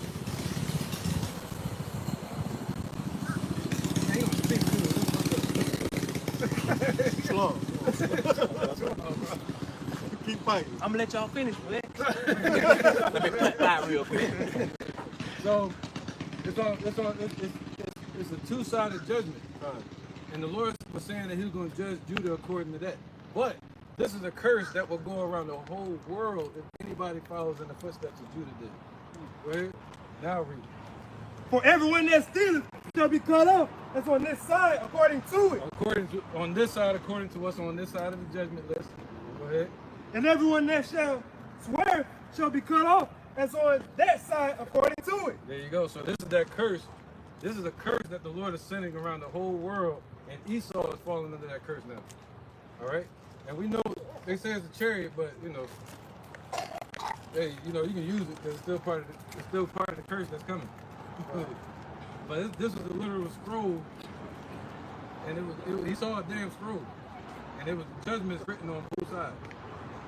Right, on this side according to it, and on that side according to it. It was over Judah. But that same judgment goes for anybody that stands in that place of being haughty and proud. All right. So now let's keep going. So he said, "This is the curse." He said, "Therefore the curse devoureth the whole earth." Now, 2nd Ezra 3 and 11. 3 and 15. 2nd Ezra 15 and 11. Yeah. Book of 2nd Ezra, chapter 15, verse 11. But I will bring them with the mighty hand and a stretched out arm, and smite Egypt with plagues as before, and will destroy all the land thereof. Right. Read that again, Isaiah 24. This is Isaiah chapter 24, verse 6. Therefore the curse devoured the earth. The curse. See, therefore, this is why, because there's nothing but wickedness upon the earth. All right? You good? Nah, some water. All right, so where was that? Isaiah chapter 24, verse 6. Therefore hath the curse devoured the earth, and they that dwell therein are desolate. Yeah? And they that dwell therein shall be desolate, man. All right? So this curse is devouring the whole earth. All right? But it's really going to devour the land of America. Somebody else will do something. You done with Zechariah? We're done with that. We're done with 2nd Ezra 15. Read that one again? 2nd Ezra chapter 15, verse 11. But I will bring them with the mighty hand and a stretched out arm, and smite Egypt with plagues as before. Right, those plagues as before. When ancient Egypt was smitten with plague in 1446 BC, now the Lord is going to smite this place, America, also known as spiritual Egypt. He's going to smite this place with destruction, with plagues, with the curses. All right? Go ahead. And will destroy all the land thereof. Verse 12, Egypt shall mourn, and the foundation of it shall be smitten. The foundation is going to be smitten. So this place is going to be destroyed all the way down to the damn foundation. All right? You said what? What was the foundations of this place? Let's get that. Let's start with that. He said he's going to destroy the whole land, but also spiritually. We ain't got to get it. Matter of fact, he said what? They leaped out of the mouth of the dragon like a frog? 16 and 13. Right. Revelation chapter 16, verse 13. And I saw 3 unclean spirits like frogs come out of the mouth of the dragon, and out of the mouth of the beast, and out of the mouth of the false prophet. For they are the spirit of devils working miracles, which go forth unto the kings of the earth and of the whole world to gather them to the battle of the great day of Yahweh Almighty. There you go, man. All right, so those spirits are all part of this shit. The NATO, the political system, their intelligence system, their social structure, their churches, you know, all stems from the Roman Catholic Church and out of Europe. So everything that's here, which is their power, their hand, their hidden hand, all that's gonna get destroyed. That's the foundation of this place. The churches, you know, the mosques, the Masonic temple, the banking system, you know, all of that's gonna be destroyed. It's gonna be in the fire, in the lake of fire. He said the false prophet's gonna be there. That's talking about these churches. All right? And there's another scripture in Jeremiah where it says he's gonna destroy the bullocks and the rams. That's talking about their soldiers. All right, that goes into the NATO situation there in America. All right, so he's gonna destroy everything they built up here. So where was that? Precept. Go ahead, brother. Jeremiah, chapter 50. I'm gonna start at verse 26. It says, "Come against her from the uttermost border, open her storehouses, cast her up as heaps, and destroy her utterly. Let nothing of her be left. Slay all her bullocks. Let them go down to the slaughter. Woe unto them, for their day is come, the time of their visitation. The voice of them that flee and escape out of the land of Babylon, to declare in Zion the vengeance of the Lord, Yahweh Ba'ashem Yahushua, the vengeance of his temple." So just like the elder was saying, man, hey, the Lord Yahweh Ba'ashem Yahushua got a judgment coming upon their bullocks, their soldiers, man. Yeah. You know, oh yeah, everybody, oh yeah, man, the American military said nobody can mess. Hey, actually, you like the weakest one, man. Honestly, shit. Hey, as far as when it comes to the new powers in town. Hey, so that's why, hey, right now, that's why y'all know America's no longer that hegemony, man. All right, shit. You had North Korea the other day. They got their soldiers head butting brick cinder blocks and jump, man. Going straight through them, kicking steel poles and bitumen and whatnot. But yeah, God, you got American troops over here TikToking. Yeah, you got one of their troops over in Africa becoming the president. Abraham Thor. Yeah. Meeting up with Russia and all that, man. 50 billions of troops, 50 billion. With a big slammer on his hip. Inside the Moscow. Oh yeah. Big pole. Yeah, man. All right, so let's get Malachi 4 and 6.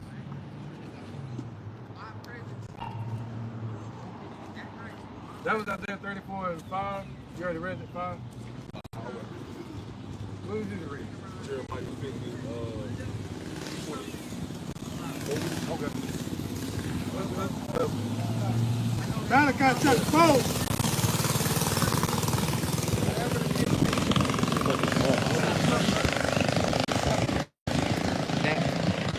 Malachi chapter 4, verse 6. And if you don't know, there's like all the destruction is going to come from our people.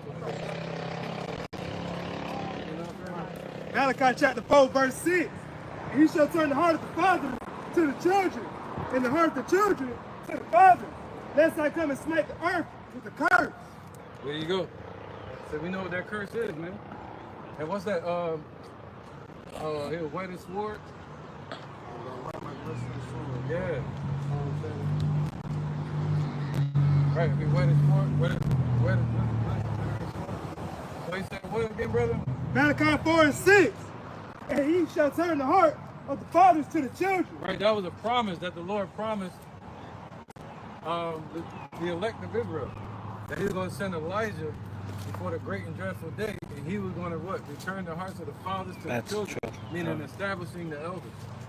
All right, to go out and teach the rest of the children and the brothers. All right, go ahead. And the heart of the children to the fathers. Right, the heart of the children represents the Negroes, Latinos, Native Americans, who are the Israelites of the Bible. All right, they're elect. Okay? Yeah, come on. Lest I come and smite the earth with the curse. Ooh, lest he come and smite the earth with the curse, man. And that curse is about to devour the whole earth. As the brother was reading a minute ago. Because of the wickedness that's here. This is Deuteronomy chapter 32, verse 41. It says, if I whet my glittering sword and my hand take hold on judgment, I will render vengeance to mine enemies, and I will reward them that hate me. I will make my arrows drunk with blood, and my sword shall devour flesh, and that with the blood of the slain and the captive from the beginning of revengeance upon the enemy. Okay, that was it. Basically, when the Lord starts those instruments of destruction, his arrows, talking about the missiles, man. Once he put his hand in the air and bring it down like that, say, ready, go, it's a wrap, man.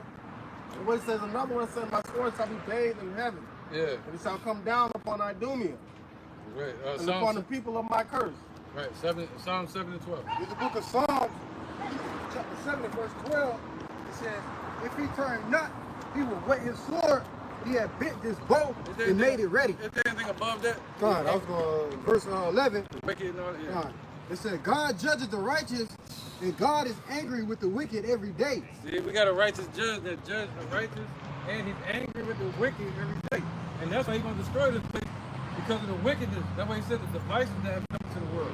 And then the 2/3 of our people that have followed behind it, and a lot of them have become leaders of our people, leading them astray, right? Leading them to error.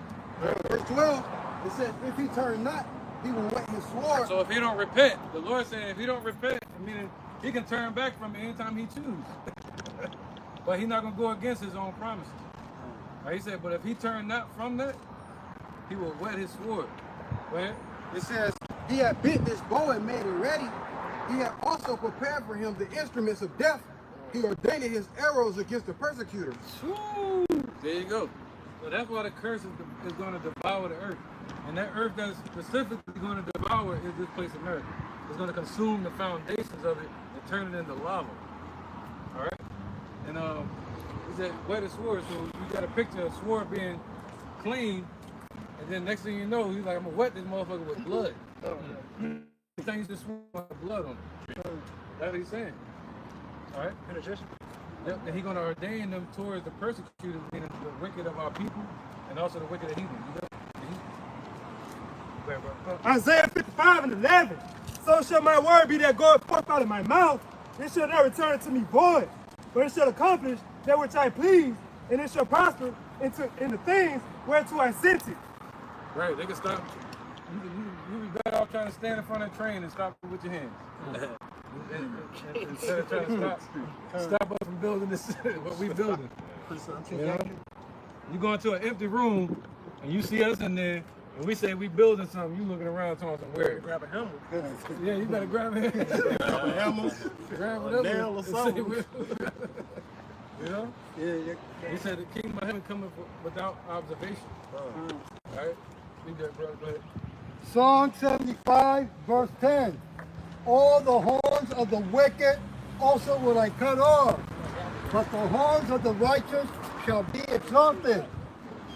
So you can see all the ranks, the laws, like the elders and the actors we saying to the scripture in the name of Yahushua, it's going to be removed. Yep. Okay, you're not going to be able to suppress us no more. The whole world of our people, the so-called Latinos, naked speckled birds have woken up. Oh, wait, yeah. Yeah, those that were meant to wake up. Con. Yeah, go ahead, bro. This you called it out earlier. Isaiah 34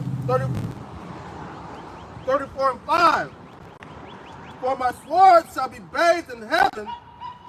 Behold, it shall come down upon Idumea and upon the people of my curse to judgment. Oh, so we don't want to be the people of his curse to judgment, man.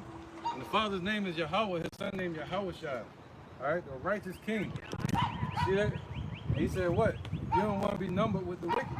He said this sword is going to be bathed in heaven. All right, it's a crazy vibration out here today.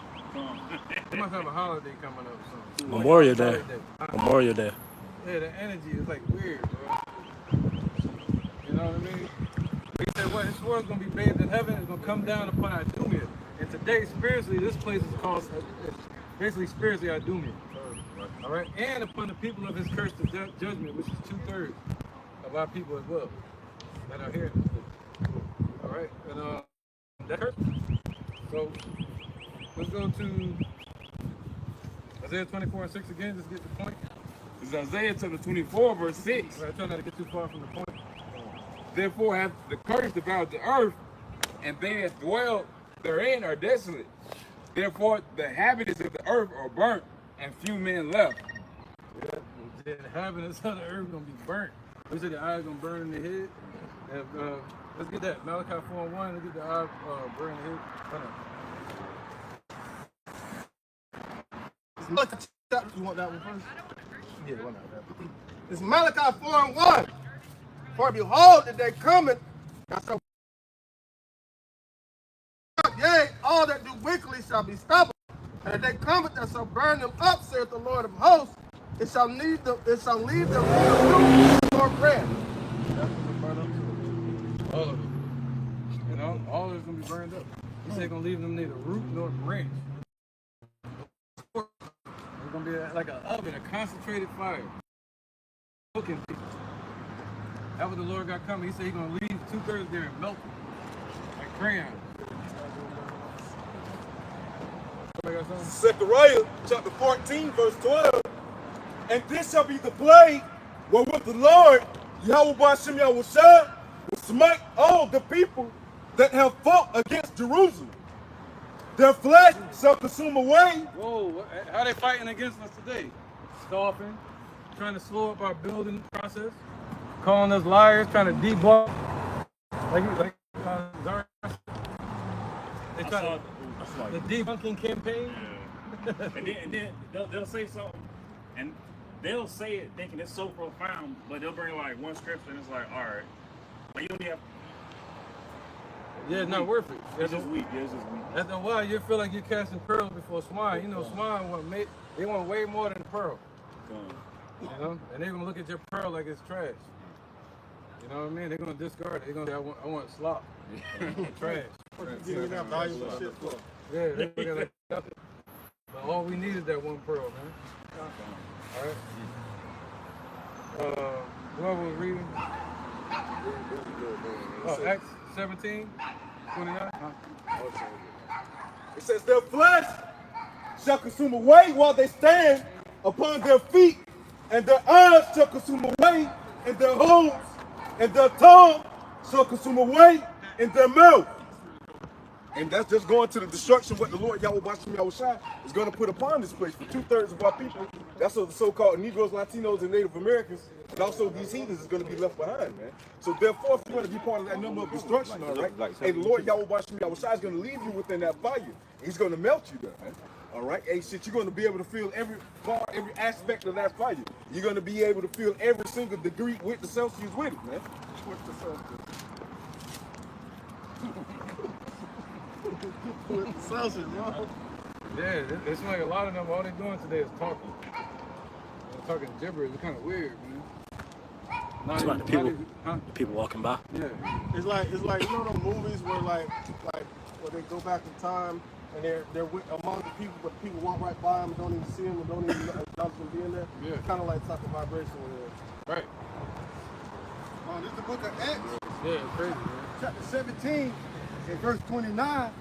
It says, for as much then as we are the offspring of Yahweh, we ought not to think that the Godhead is like unto gold or silver or stone graven by art and man's device. Right. Yeah, because there you go, devices again. Well, we're gonna go with 31 too, but that's the thing. Remember, Sanballat, he represented those that were under the sin god, which is the idol. They were following at the idol worship, and that's what was corrupting their minds. You know, into thinking that we can't build. They ain't gonna never build. How they gonna build out of those ashes? What you gonna make brick out of ashes? That's what he was saying. Did we ever finish that? I'm about to say, yeah, do you go to verse 17? Nehemiah chapter. I don't think so. Hammer. No. I don't want that one. I want like verse 2. Check this out. Name it 4 and 2. Yeah, I might come up with Verse 2. right, that's what he said to us.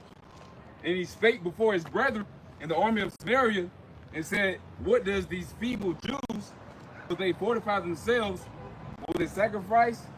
Will they make an end in a day? Will they revive the stones out of the heaps of the rubbish?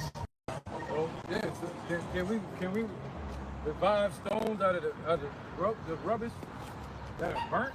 You know what I mean? So go ahead. Oh, you done with that? All the way 31? This book of Acts chapter 17 in verse 29. Right, and you can look at that burntness as being afflicted today too. But that goes in the Song of Solomon 1 and 5. You know, we may have to get that.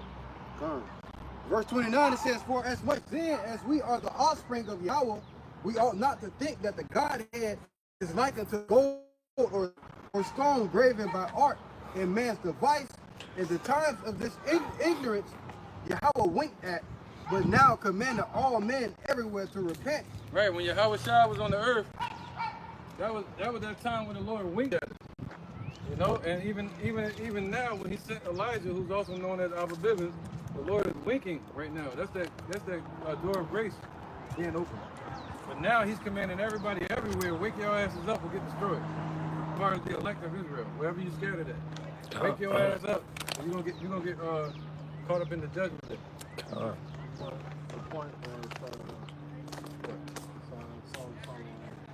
Oh, not yet. Go ahead. Verse 31, because he have appointed a day in the which he will judge the world in righteousness by that man whom he have ordained, whereof he has given assurance unto all men, and that he have raised him from the dead. Woo!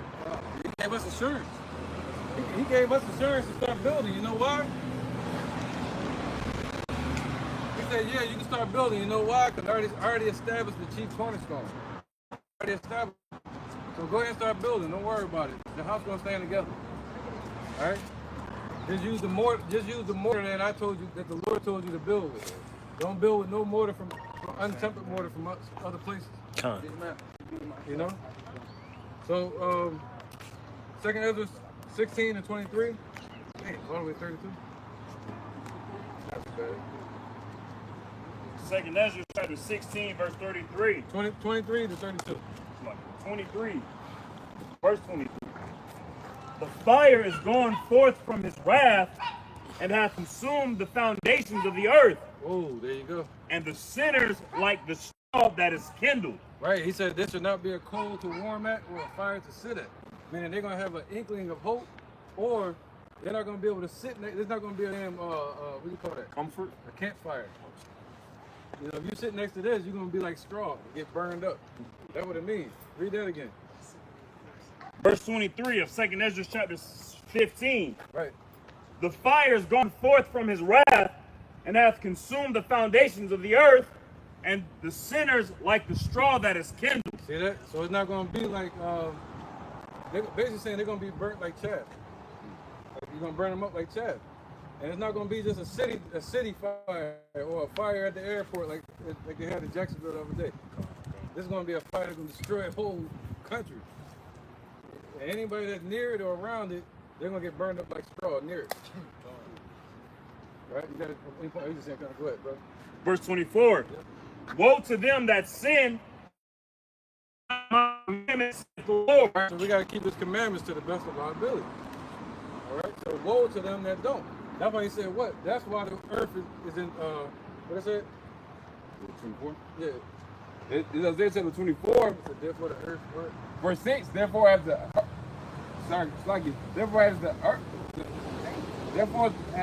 curse devour the earth, There you go.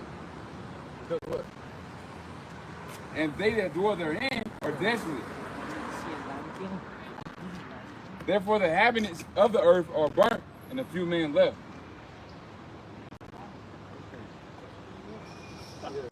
Spirits. You said Lion King? You got spirits on it. Yeah, Oh, that's that's all Yeah, so therefore the earth languages and it's being destroyed now under these people that rule. Right? Because they're ruling in wickedness. And even 2/3 of our people are leading in wickedness. Where's you? Stop that. 32. Okay. If you need to pass off, you go ahead and pass off too. Verse 25. "I will not spare them. Go your way, ye children, from the power defile not my sanctuary. For the Lord Yahweh knoweth all them that's against him, and therefore delivereth he them unto death and destruction.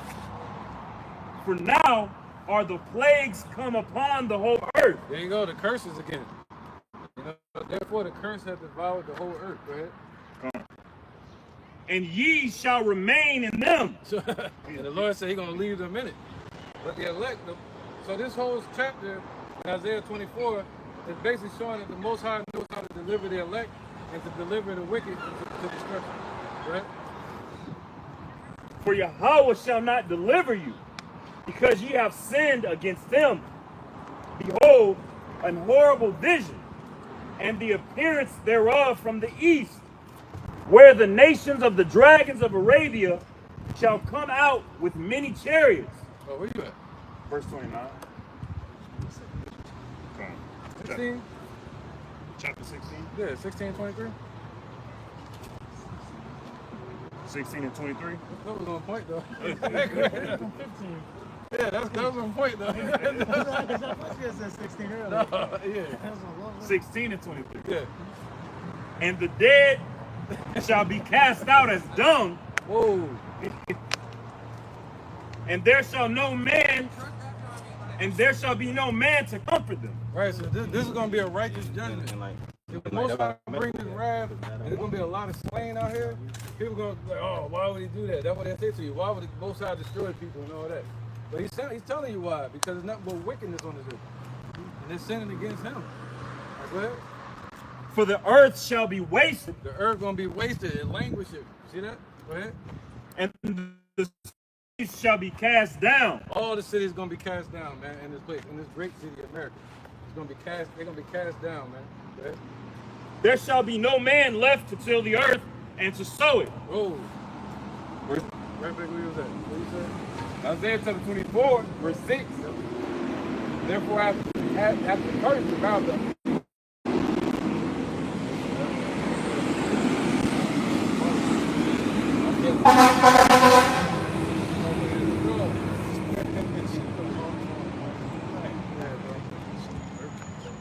Verse 20, Isaiah 24, verse 6. Therefore hath the curse devoured the earth, and they that dwell therein are desolate. Therefore the inhabitants of the earth are burnt, and a few men left. Few men left. All right, so the only few men going to be left is the elect after this process. But go ahead. Verse 25. The trees shall give fruit, and who shall gather them? The grapes shall be ripe, and who shall tread them? And this is before the destruction. All right, this is before the destruction, man. Or in the midst of it, really. Go ahead. For all places shall be desolate of men. Look at that. So all places are going to be desolate of men. You know, there's going to be a lot of D.I. Yeah, there you go. D.E.D. A lot of people out here, man. It could come from the race wars, civil war, plagues, you know, sedition, your wife at home. Hey, people forget about that. Hey, just real quick, man. It was just a woman. Yeah. Her husband, just off the strip, she found some pictures, some explicit pictures in the phone of a woman, but to come to find out, the woman was her when she was smaller. Right? Whoa, whoa. Yeah. Crazy shit, bro. That jealousy is mother, man. There's dangers everywhere. That's why we pray to the Lord. And we seek His path. We seek things and people along His path too, even our wives. You know what I mean? And we trust what the Lord say about this nature. We don't trust nothing in it. You know what I mean? And His word is a light to our path, man, to lead us through these dangers. So go ahead, brother. Verse 27 of 2nd Ezra chapter 16.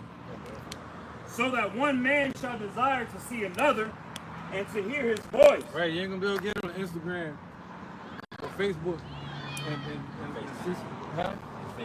FaceTime. You know? You ain't gonna be able to go outside and especially these damn gang members. Oh yeah. Yeah, they gonna be on the block. They gonna be good. They can't be. By your damn self. You know what I mean? It's gonna be a game, not a game. Cut that curveball. Go ahead, though. Go ahead, man. Verse 28. For of a city there shall be 10 left, and 2 of the field which shall hide themselves in the thick groves. That's scary, man. That's scary. You look at the whole city. What was that movie with Will Smith? I Am Legend. I Am Legend. In that movie alone. Oh no, The Road. Oh, come on. Yeah, The Road. Same way, man. It's gonna be like that. So all these people that claiming to be your friends, walking around always in your damn ear distracting you, they might not even be here tomorrow. You know, when that time. You know what I mean? And these people depending on them. They turn from the Lord. They turn from the brothers, and they trust the people in this world. And those same people, the Lord might take them away. Like I ran into that. That's crazy. Somebody I know that didn't listen in the past decided to stay away from me. You know, but I'm telling you, and stay away from the truth. And now the Lord took his wife. I'm telling you because I know. And that was like 20 years ago that they were together. So now he's not prepared for this world. He's not prepared for anything out here. And he had his head up his damn wife's ass, so he done pushed everybody away. So now what's the first thing he say? I ain't got nobody. How could you push everybody away? The first, the main one is the Lord, yeah. So now what? All right, so yeah, go ahead. So they're gonna desire to see somebody, and they ain't gonna be able to find any help out here. For a city there shall be 10 left, and 2 of the field which shall hide themselves in the thick groves and in the clefts of the rocks. Yeah, man, they're gonna be like animals out here running around trying to hide from the destruction that's coming. You know, and from martial law. They're gonna be hiding in the bushes. You hide with the wrong person, you're gonna be like, hey, come on out. We right here. We right here. Come on. I see the video over here. Man, you sure say they got us, man. They got us on video. Come on out, bro. Yeah, man, so ain't gonna be basically saying ain't gonna be nowhere to hide. You know, you ain't gonna be able to go to your church up the street and try to hide there. Like Joe Osteen, you know? They tried to do that 2020 and the doors were shut. Doors were shut. You know? He didn't want his carpet to get dirty, that's what he said. Yeah, it's gonna be a run into the military bases, police stations, nowhere. All right, go ahead, brother. The Masonic temple. Verse 29. As in an orchard of olives, upon every tree there are left 3 or 4 olives. Or when as a vineyard is gathered, there are left some clusters of them that diligently seek through the vineyard. Even so in those days there shall be 3 or 4 left by them that search their houses with a sword. There you go. They're gonna search the house. You got Gurkha troops, all kind of martial law troops. They're gonna be on this soil, and they're gonna be searching houses, man. And that's when you're gonna see. He said, "Then shall it be known who are my elect." All right. Then shall it be known who are the Lord's elect, man. Can you stand through that in that day? You got the faith to stand through that. You know, we're gonna need the Lord in that day. You know, thank you, brother. Yep. So they're gonna be searching houses, going door to door, like they do in Japan and China, or China. All right, that was it. Verse 32. It's gonna be like Nazi Germany again. Hey, Con, Trump just made that announcement the other week. He was like, yeah, blacks is like the only race asking for it. Saying, yeah, man. Yeah, you can say,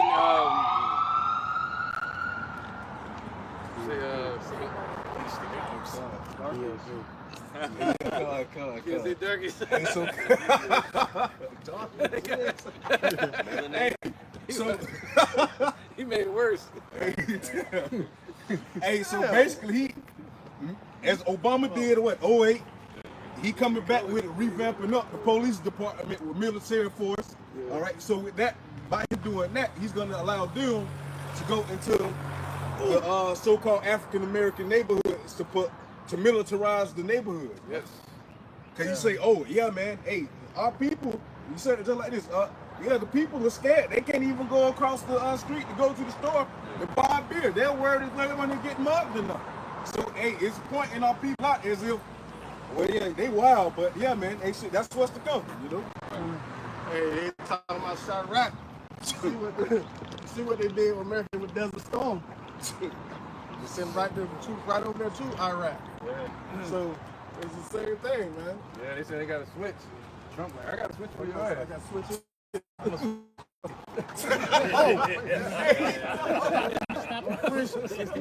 Speaking of which, he got Bibi mad as hell right now because the Iran nuclear deal. Yeah. He done went behind Bibi back and sat down with Iran saying, like, come on, let's go ahead and do this. You know what I'm saying? And now Israel hot. They hot behind that. Yeah, and that can go into the least of them among them to draw them out. Because now Israel is forced to just do a preemptive strike.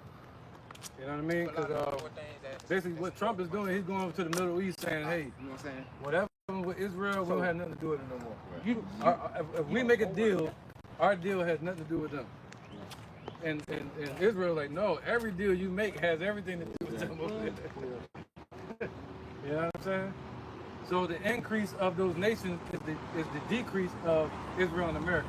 The increase of Africa and Traore, the increase of the African dude in his country, Belarus. Burkina Faso, thank you. The increase of Burkina Faso is the decrease of America's resources. Like a few years ago, he put out the whole French military stuff. Yeah, in France, yeah. Hey, Con, they just found 50 billion worth of oil over there too. Con. So they don't, you know what I mean? So the only thing stopping their development is Esau trying to keep their development going in this at their expense. Thank you, brother. Hey. These 10 shall hate the whore. Yeah, these shall hate the whore. All right, and even France, Traore, the dude over there, he came out and said during their nuclear test during World War II, they used colored people as the test dummies near the nukes, and they used colored soldiers. He said a lot of people don't know that France did that. We don't really hear about France too much. And no, because it's funny you say that when the French military was expelled out of this country, the France leader, he was like, yeah, you know, it's sad that we don't get a thank you or anything, because, you know, if it wasn't for us, you know, it'll be a poor nation and stuff like that. You know, they're really ungrateful, like making it seem like something bad. But the whole time, that country was being taken advantage of. The military that was there wasn't protecting the citizens. It was only protecting the mines that were there. You know, just business interests. Just doing some Esau stuff. Right. All right, so where was that? 2. Go ahead. The second Ezra chapter 16, verse 32. But this heat make everything loud. And the earth shall be laid waste, and the fields thereof shall wax old, and her ways and all her paths shall grow full of thorns, because no man shall travail therethrough. Right, there you go. So yeah, man. So scriptures say that, man. Once this place starts getting destroyed, what happened when you said you're gonna wake up at the noise of the bird in the morning instead of waking up and hearing those lawnmowers outside? Like this grass out here is mowed down and all neat, but in that day it's gonna be left unmanicured. Hey, Con, hey, just like you were saying earlier, the movie I Am Legend. See, when he was going out, you got the deer running all through what it is called Times Square, whatever the case may be. You got lions and whatnot out there, the grass growing all up. Hey, just like with the concrete. Hey, shit. Tupac, hey, you go see the rows of the concrete grow from that day. Why? Because there's nobody to tend for it. Civilization is not going to go as it usually been going, man. You know? Right. And to touch up on the brother point, he said the road's gonna come up from the concrete. Everything else gonna be out of order, falling apart, sloppy, deteriorating. The elect gonna be made manifest, get justified, glorified, abiding by the word of y'all by shooting outside. Right, man. You know the road will break up. That's it. Yeah. And then the water get destroyed. That's over. Look at what they fighting over now over there in India and Pakistan. They fighting over the water. You scared? You scared? Oh yeah, ain't nobody fucking bloody fuck. We'll show you.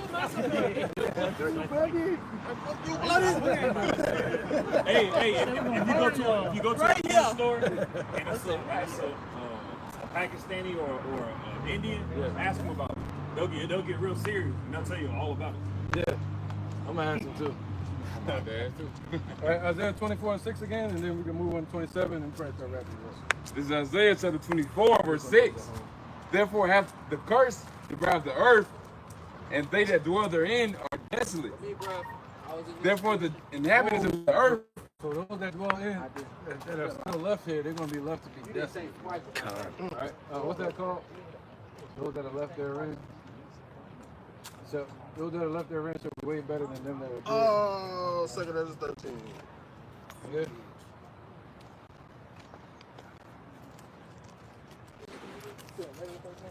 No, 13 is 13. It started. You want to bring it out? Yep. This is not. This, yeah, it kind of goes in there. 2 Ezra 13. And 16 it says, for as I conceive in mind understanding, woe unto them that shall be left in those days, and much more woe unto them that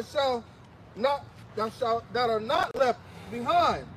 For they which are not left were in heaven. For they, verse 16 it says, for as I conceive in mine understanding, woe unto them that shall be left in those days, and much more woe unto them that are not left behind. For they that were not left were in heaviness. Now understand are the things that are laid up in the latter days. Right, so this is talking about where it says left behind, it means not left behind like left there to get destroyed. It's talking about the ones that are left behind, meaning the leftovers. Yeah. So after everything gets destroyed, who's going to be left over?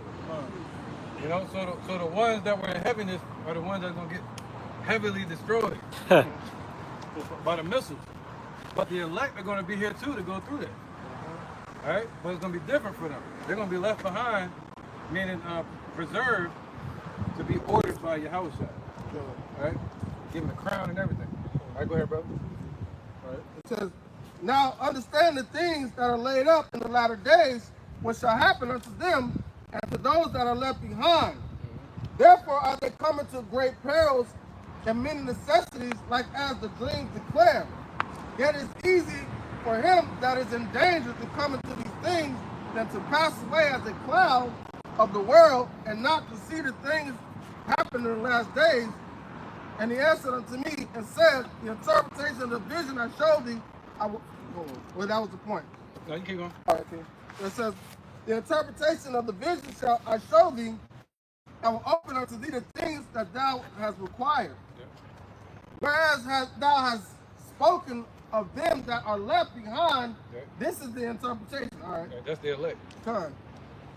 He that shall endure the perils in that time hath kept himself. Ooh. They that be fallen into danger are such as have works and faith towards the Almighty. Notice therefore that they which be left behind are more blessed than they that be D-E-A-D. Those that be dead. Oh. All right? You know what I mean? So those that be left behind are way better.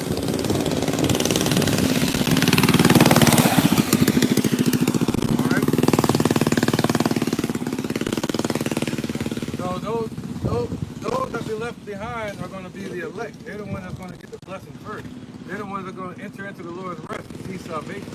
Get those spiritual bodies first. All right? So, but 2/3 that perish, they're going to be brought back as children in the kingdom. So they're going to be fine too. But it's better to enter into the Lord's rest. You know what I mean? Like to enter into the kingdom. They're going to have to be told about the good work. They're going to have to be told about the great works of Yahweh by Shah. But the ones of the elect are going to be able to see it firsthand. Right.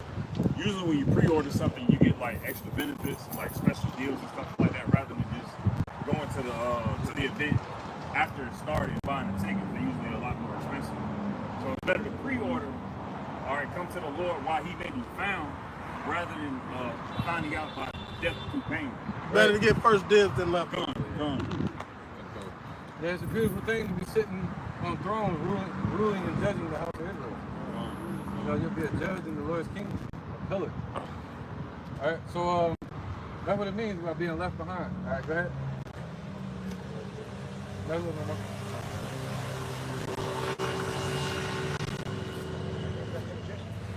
All right, this is verse 24. It says, know this therefore, that they which be left behind are more blessed than they that be dead. This is the meaning of the vision. Whereas thou sawest a man come up from the midst of the sea, this is the same as he whom the Yahweh the highest hath kept a great season, which by his own self shall deliver his creature, and shall order them that are left behind. There you go. That was it. All right, so that's who that is, Yahweh Shai.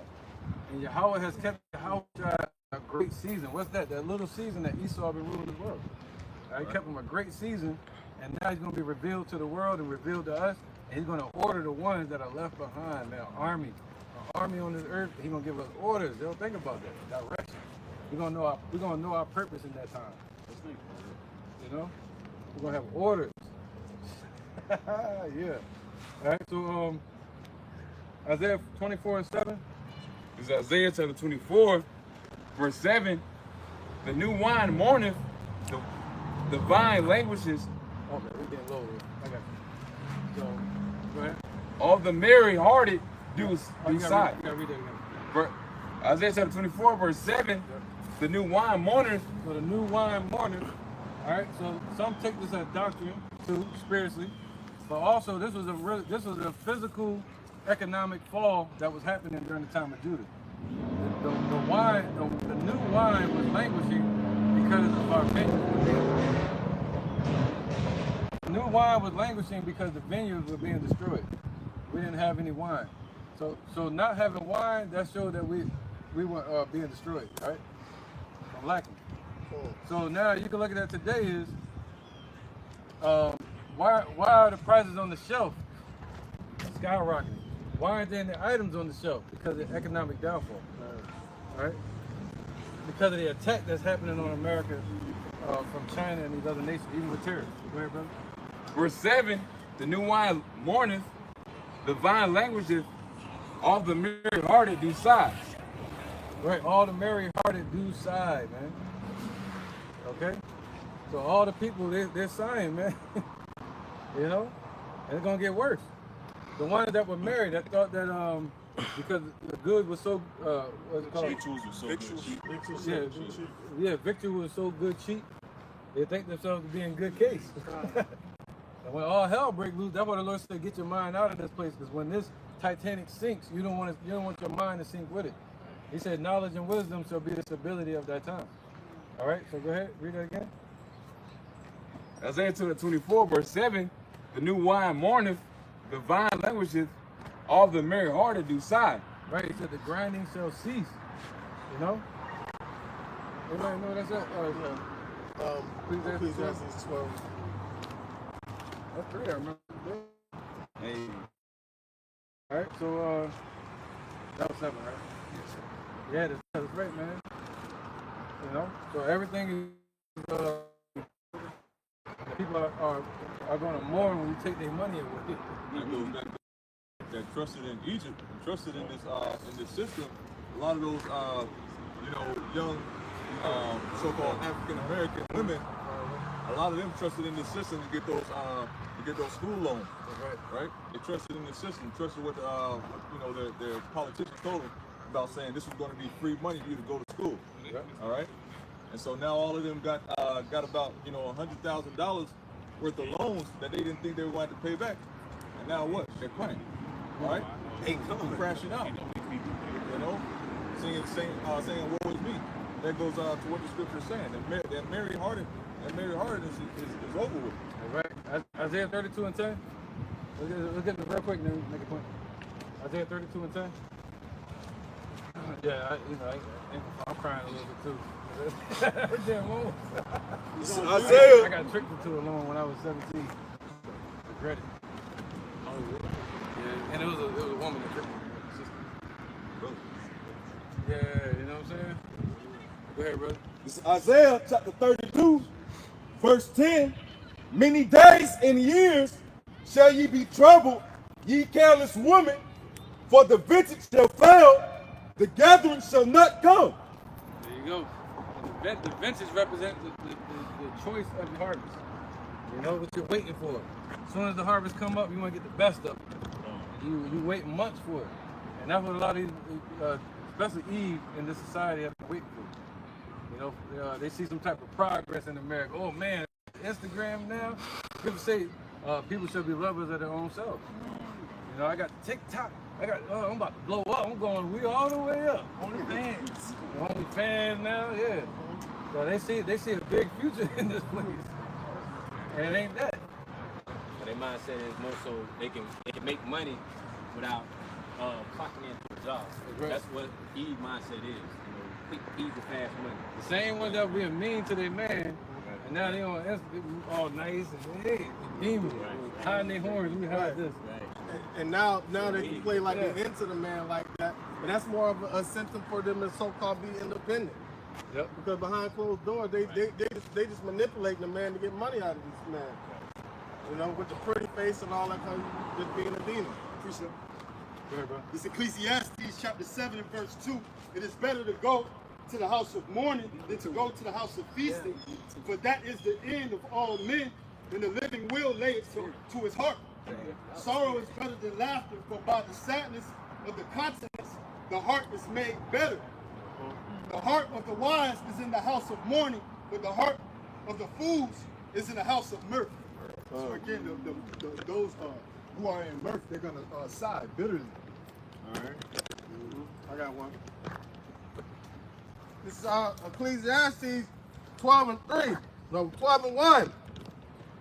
Remember now thy Creator in the days of thy youth, while the evil days come not, nor the years draw nigh, when thou shalt say, I have no pleasure in them. While the sun or the light or the moon or the stars be not darkened, nor the clouds return after the rain. And the day when the keepers of the house shall tremble, and the strong men shall bow themselves, and the grinders cease, because they are few, and those that look out the windows be darkened. That's when everything fall and fail. Like that's why you want to say, remember the Lord now. Don't wait till all this hell breaks loose. Now you want to go, wait them brothers. That's when they said he will laugh when your fear comes upon you. The Lord's gonna mock you in that time, because he gave you an opportunity at his mercy. Right. And the grinders cease. And also those that look out the windows be darkened. That represents blackness. Those are the paleness or fear. Alright? So they're gonna be scared at what they see going on outside their house and in their house. Out in the world. You know, like sometimes, you know, I be about my daily life, and I'll see a brother, he might be wearing two shirts, but the shirt that's underneath his shirt is a little bit longer, and like he's wearing fringes, and I'll be kind of like, oh, shit. I'm like, all right, never mind. But in that day, they're gonna be having the same type of time looking for a brother. He might have a garment on, he might have fringes, a border. They're gonna be looking for anything to try to get to the Lord. So it's gonna be too late at that point. And all they're gonna find is IUIC because they got all the fringes. Exactly. Well, everybody with Esau gonna be wearing fringes in that day. Shit, IUIC ain't even gonna be out here. They gonna be afraid too. Hey, the economy gonna be so bad, everybody gonna have like one fringe. Passing it around, you get this one. I got 613. What number you got? I only got about 12. So rock 40 and 29, somebody? You got that in the car? Go ahead, brother, you bring it up. Speak on it. Proverbs chapter 23, verse 5. It says, wilt thou set thine eyes upon that which is not? For riches certainly make themselves wings. They fly away as an eagle towards heaven. So the Lord is asking, why would you set your mind or your heart on the vintage? Why would you set your heart or your mind on victuals, riches, possessions in this earth, seeing how these things won't last? They don't stay forever. Like sometimes they say diamonds are forever, but riches are not forever. If you are if your riches are not stored up in heaven, if you're not storing up your riches or banking on the riches of Yahweh Shah, the riches that you store up here, they're going to fly away. I mean, it's not going to last forever. You get $1 million, you got bills, you got to spend it. You know, or if that's just your hope, and you like, oh, I just won the lottery, economy collapsed. Now you just got a bunch of paper. So why would you set your mind on things which are not, which are these riches? They won't last, especially if you building up anything here in Babylon, America. It's not going to last. What's going to go on right on off the table? Look at the colleges. They had everybody going to college to join the corporations. Now, you don't even need the corporations. Hey, Con. Like you said, be online and shit. I was just watching something real quick with like the techs and stuff that's being like the different, not warehouses, but call centers or whatnot, computer techs, IT guys, coding people. Like they basically out of jobs. They say, oh yeah, man, I spent all this money to these classes, not just for AI to come in and wipe me out in a matter of seconds. Because everything that artificial intelligence can do is doing it better than they can and quicker, and more precise. That's the same thing I'm gonna say about the MOTB. It's like, you can do anything. You can do microtransactions. Nobody can steal your information. They can't steal your dollars. When you go to the hospital, they already got your health, medical profile. You get robberies. Anybody ain't got to worry about getting robbed no more. Oh, if you get into a car, this is the one that killed me. If you get into a car accident and you're unconscious, we'll be able to pull up your whole medical records and your blood type and everything. You can open your door with it. Look at all that. See? That's that poison. Sirach 40 and 29. This is Sirach chapter 40, verse 29. The life of him that dependeth on another man's table is not to be counted for a life, for he is polluted himself with other men's meat. Yeah, that's what Marvin Gaye said there. He said, this ain't living. You know? So you can become the richest man in the world right now, but you still ain't living, man. You're still spiritually, you're still amongst the congregation of the dead if you're not in this truth. And not serving the Creator. Go ahead. But a wise man will nurtureth will beware thereof. Yeah, read it again. But a wise man well nurtureth. Well nurtured. Yeah, or well nurtured will beware thereof. A wise man well nurtured. Read it again. But a wise man well nurtured will beware thereof. Come on, man. The wise man is well nurtured. What? They gotta be built up from the milk. Be nourished up in the truth. See that? He said, this is where we're going to receive that nourishment at, right here in Babylon. All right? That's the place that was prepared for us to be nurtured. And 2/3 of our people haven't been properly nurturing themselves. They've been gorging themselves on the defiled philosophies and defiled meat of this wicked kingdom. They're only worried about physical nourishment right now with sea moss and all these other kind of herbs. Yeah, that's cool. But how you nourishing yourself spiritually though? That's the main thing. Doing that, brother. Yeah, they're not eating the angel's food. Yeah, so the spirit got to eat. Yeah, the Lord. That's why I tell my children at home, the spirit got to eat too, and it's called manna from heaven. It's called angel's food. But if you don't eat, you literally are malnourished in the spirit. Go ahead, brother. You got a point? But Lord prepared a table for us in the presence of our enemies. But 2/3 of our people would rather sit with our enemies, consuming Esau's dainty. And that's what's has them in a corrupt, polluted state of mind, where they can't function properly. Because they're seeking the things of Esau, not what the Lord has for them. King David said, let that table be made a snare, a trap, and a recompense of reproach. Esau the power. He said they're heavy laden with sin. He said, don't let your sins weigh you down. That's like being obese. Wickedness. They can't get up from the table. Hey, it'd be like my 600 pounds sin. 500 pound life. Yeah. Every time they try to get up, Esau come with something else. Oh, you gonna miss out on this. Yeah. You gonna miss out on this dummy kick. Is that coming? Yeah, we got some sea hips. Yep. So Esau's serving it up right now, man, with the lies and the falsehood. All right, so Isaiah 32, we read Revelation 6 and 6. All right, Isaiah 24 and 7. Again, just for the river, so we can remember where we at. This is Isaiah chapter 24. I might wrap it up after this verse right here. 6 and 6. It's Isaiah chapter 24, verse 7.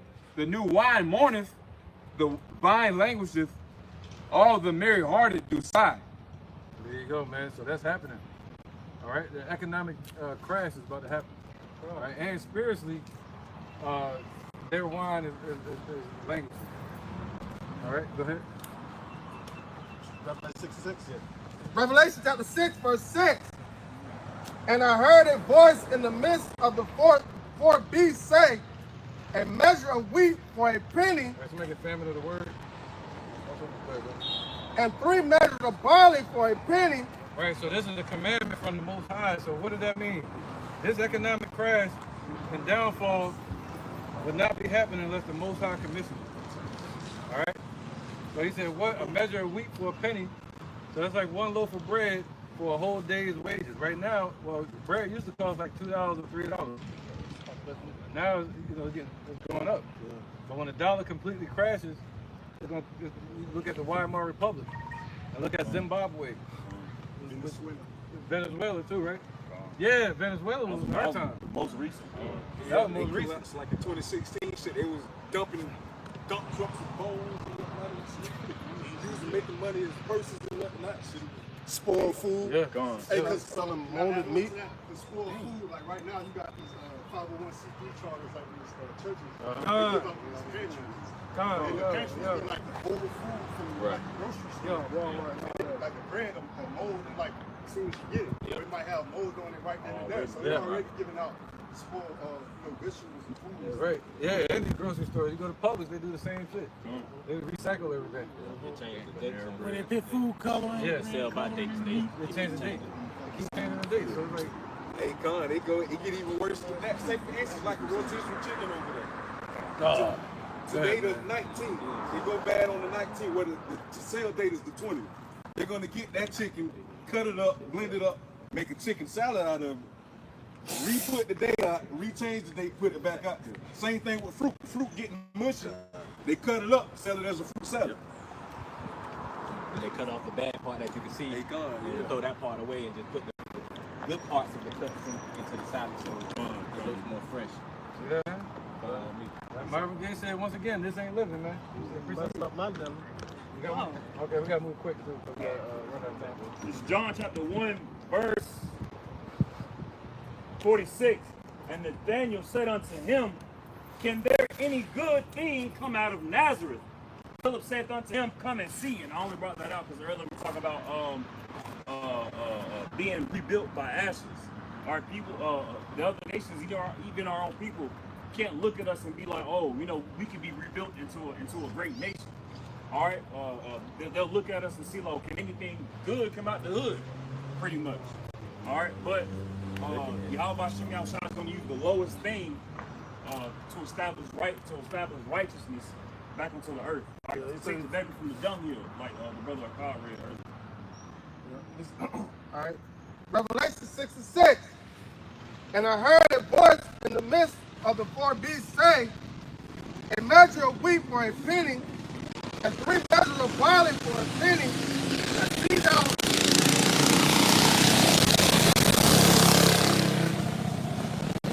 see thou hurt not the oil and the wine. So basically, just like how somebody said, a measure of wheat for a penny, that's like they work all day. It was like that during slavery. They would work all day just to bring home a little bit of food, not to be able to feed everybody, not have enough money to do anything else. But the scripture said, hurt not the oil of the wine. All right, so those are the ones that are anointed. There you go. All right, then I want to go through this whole chapter. We ain't gonna be able to do it, though. Let's keep going a little bit more. Zephaniah 1 and 10.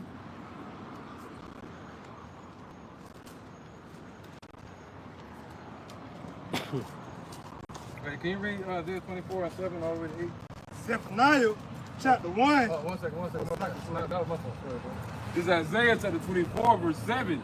The new wine mourneth, the vine languisheth, all the merry-hearted do sigh. The mirth of the tabrets ceaseth, the noise of them rejoice. Endeth the joy of the heart ceaseth.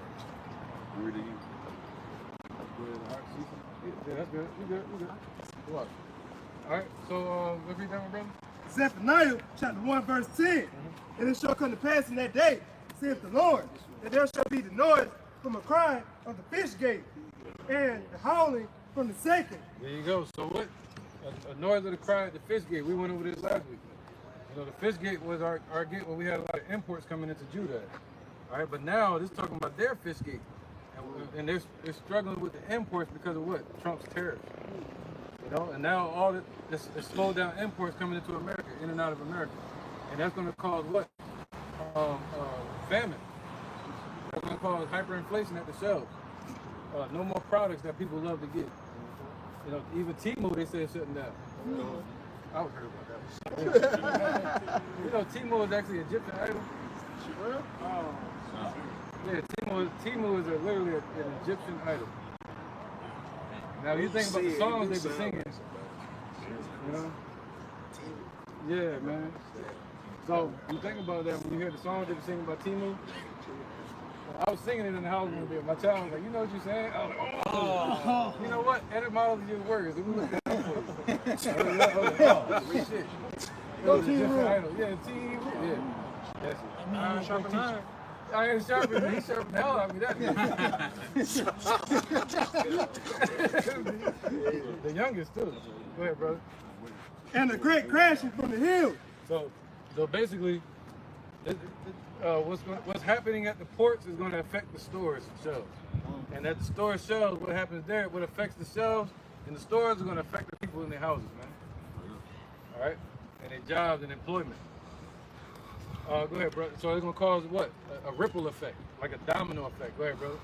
Verse 11. How ye inhabitants of... Oh, that was it. But that's still a good point, though. But 2nd Ezra 16 and 17, all the way to 22, and we're going to wrap it up after the last scripture right after that. 2nd Ezra 13? 16 and 17? 32, yeah. This is 2nd Ezra, chapter 16, verse 17. Say stop at 22. Yeah, 16 and 17, all the way to 22. All right. 2nd Ezra 16 and 17. Woe is me, who will deliver me in those days? All right, so woe is me. All right, this was a so-called colored man named Ezra. Right? And he was speaking, and he was saying, woe is me, who is going to deliver me when all hell break loose and come to this place, Babylon? When America gets destroyed, who's going to deliver us from that? Not Trump, you know what I mean? Not the military. Who they call Jesus? Yeah, not Yeezy. Not Kanye. He is us. He's talking about Kanye. No, I don't even know who Kanye is. We talking about Yahushua. So we don't know who Jesus is either. I know. All right. Yeah, we don't know who Jesus is. We know about Yahushua. That's what we found. And we trying to share it with you. Or whoever will hear. That's the son, Yahushua. The father's name is Yahweh. Go ahead, bro. Verse 18. The beginning of sorrows and great mournings. So the beginning of sorrows and great mourning, man, is coming. Go ahead. The beginning of famine. So our people suffer, but all the people that walking around willy-nilly, they're going to suffer too. Go ahead, brother. Yes, sir. The beginning of famine and great death. So the beginning of famine, lack of food, you know what I mean, and great death. See that? You can appreciate that because you know what it's like. You see that? And a lot of people don't respect that. I know. They don't know of him. They don't know about the struggle. I'm talking about the struggle, man. The struggle, man. The struggle is. I know. But we already see we differ there, you know what I'm saying? We trying to find some common ground, man. Go ahead, brother. It's all there. It's love. It's love. Love is common ground. That's the common ground. Love, straight love. Love and peace and mercy and forgiveness. I agree. And understanding of His word. Not ours, but His word. I can't argue with that one. Go ahead. The beginning of wars, and the power shall stand in fear. So we're seeing the beginning of wars right now, and we're seeing the power start to stand in fear. You know, all the rulers and the presidents. Yeah. Oh, I know. They fear me right now. Oh, nah, man, come on. Yeah. They fear our people, yeah. No, they fear him, but they're me. He's making sense, but not. Yeah, right. I agree right there, bro. Come on, man. I can't disagree with it. And the powers shall stand in fear. Yep. The beginning of evils. What shall I do? Slucky.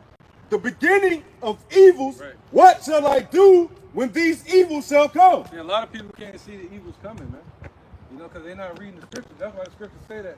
In Revelations 1 and 3, it says, blessed is he that readeth, and they that hear the words of this prophecy, and keep those things that are written therein, because the time is at hand. God. All right, what time? The time of the Lord's judgment. The time of our salvation.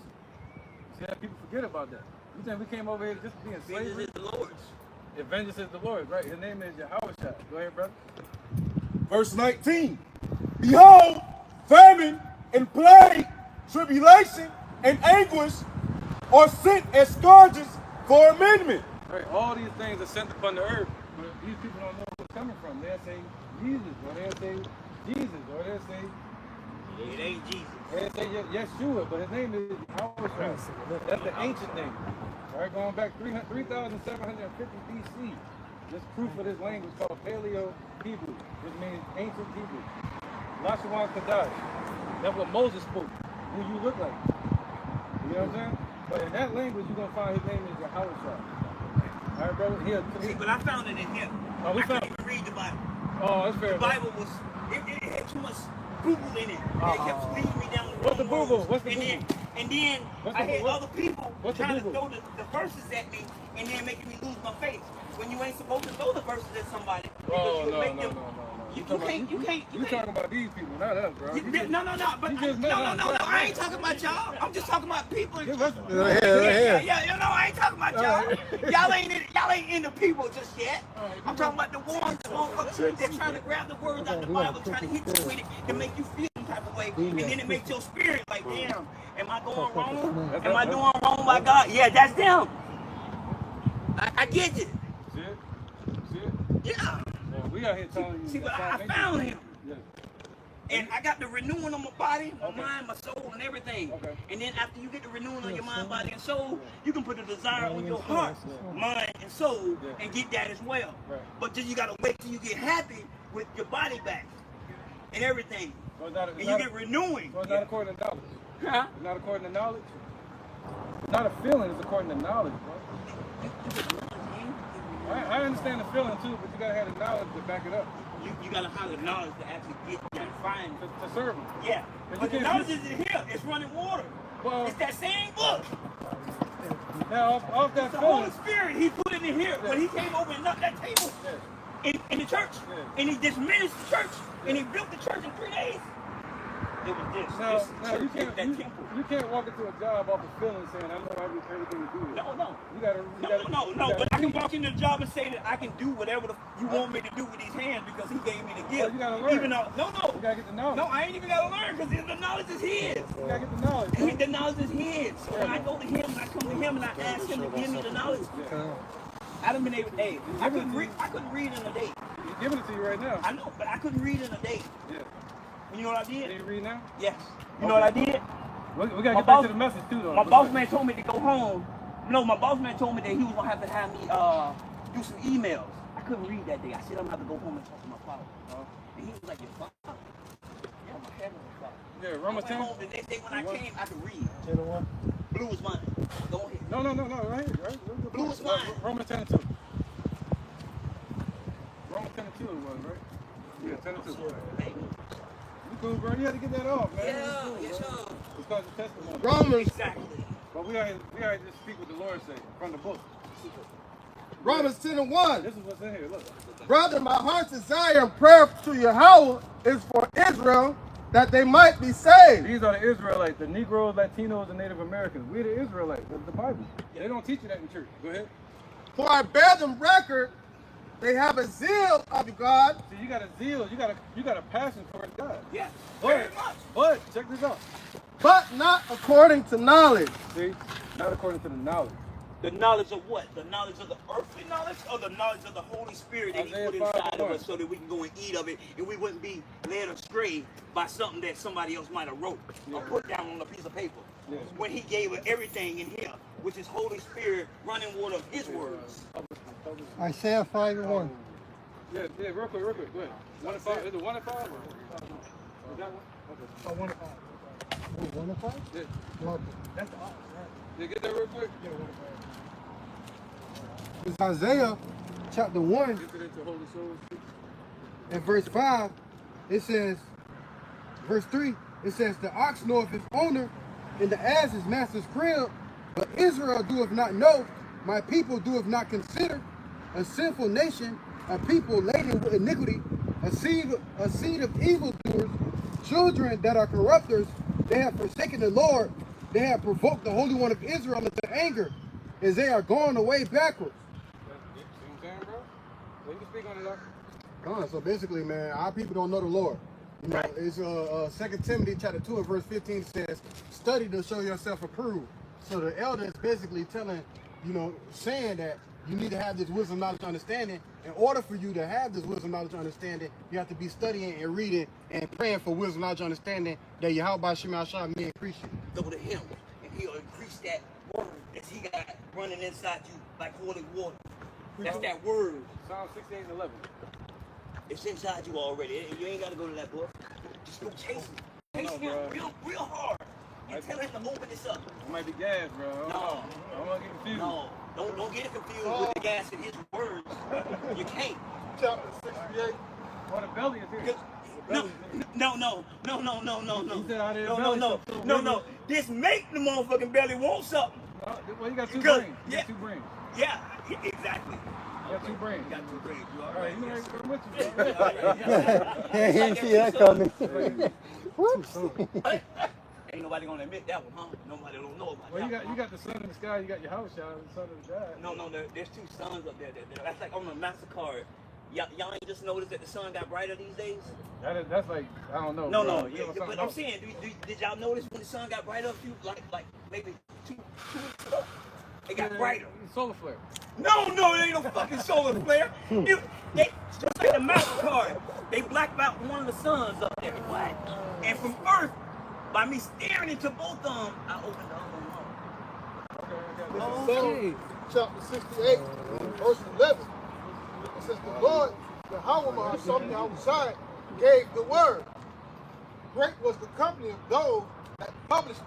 Great was the company of those that published it. So who gave? So you say it's whatever bad stuff in here, but the ones that published the word from the beginning, like Moses, Nehemiah, you know, Isaiah. See, but what was really the word? The word was on the tablet. That ain't the word. The word was on the tablet. Yeah, it had to get translated. You had to get translated over time. No. It got translated down and got misconstrued. That's why you got the wrong name in that motherfucker. Because you got men writing the book. So the only word they couldn't change in that motherfucker was the red ones. Because he said that those are my words, leave them alone.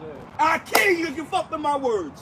And everybody was like, hell no, leave them red words alone, but we can fuck them up with that was kind of loud. Well, hey, we're gonna move on. Yeah, I'm sorry. I'm sorry. I get a little on like him. We got a lot of energy. I stand on him. Yeah. That's how we do too. Well, we stand on the name Yahweh Shah, not Jesus, none of the I stand on Jesus right now.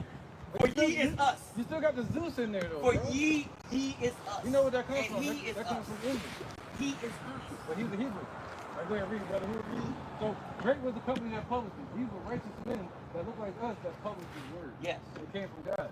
So they weren't speaking doodle, bro. You know, they translated into English, but we got to trace it back to the Hebrew. Yeah, but you got to go way back. That's what we did. We've done that. So now we're bringing it to you, and whoever will listen.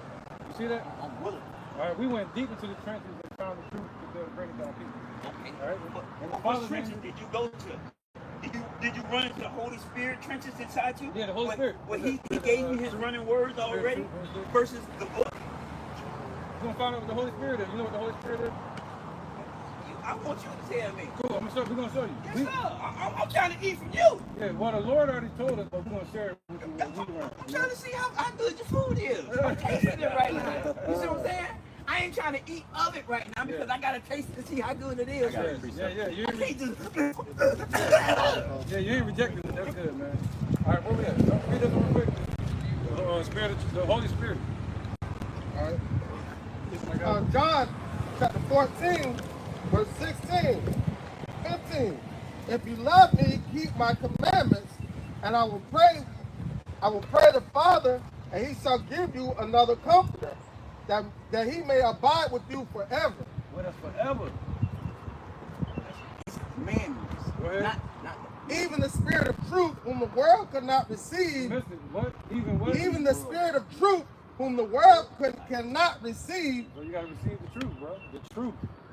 And you know, we try to get our people to receive the truth. That's the Holy Spirit, not a feeling. You caught that? Holy Spirit. He gave me running water of his words. Yeah, the belly. Yes. The belly is the mind. Yeah. Yeah. Yeah. Okay. Where yeah, was that? no. No, Agree to disagree, but yes. Yeah, we know, we right there, we right there. We ain't gonna, but we don't. Yeah, second half of 16 and 17. Done. No, that's the second Ezra chapter 16, verse 17. I can feel your energy over there. I love it, bro. I don't know why it's over here jumping. I was reading.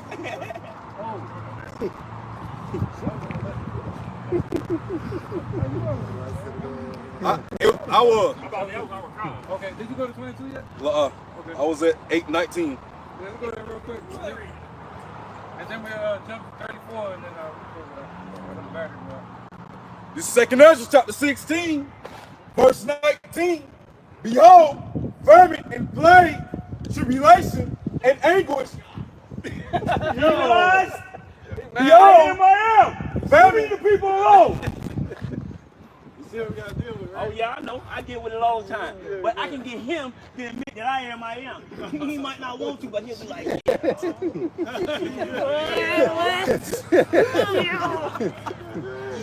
Second Ezra 16 and 19. Behold,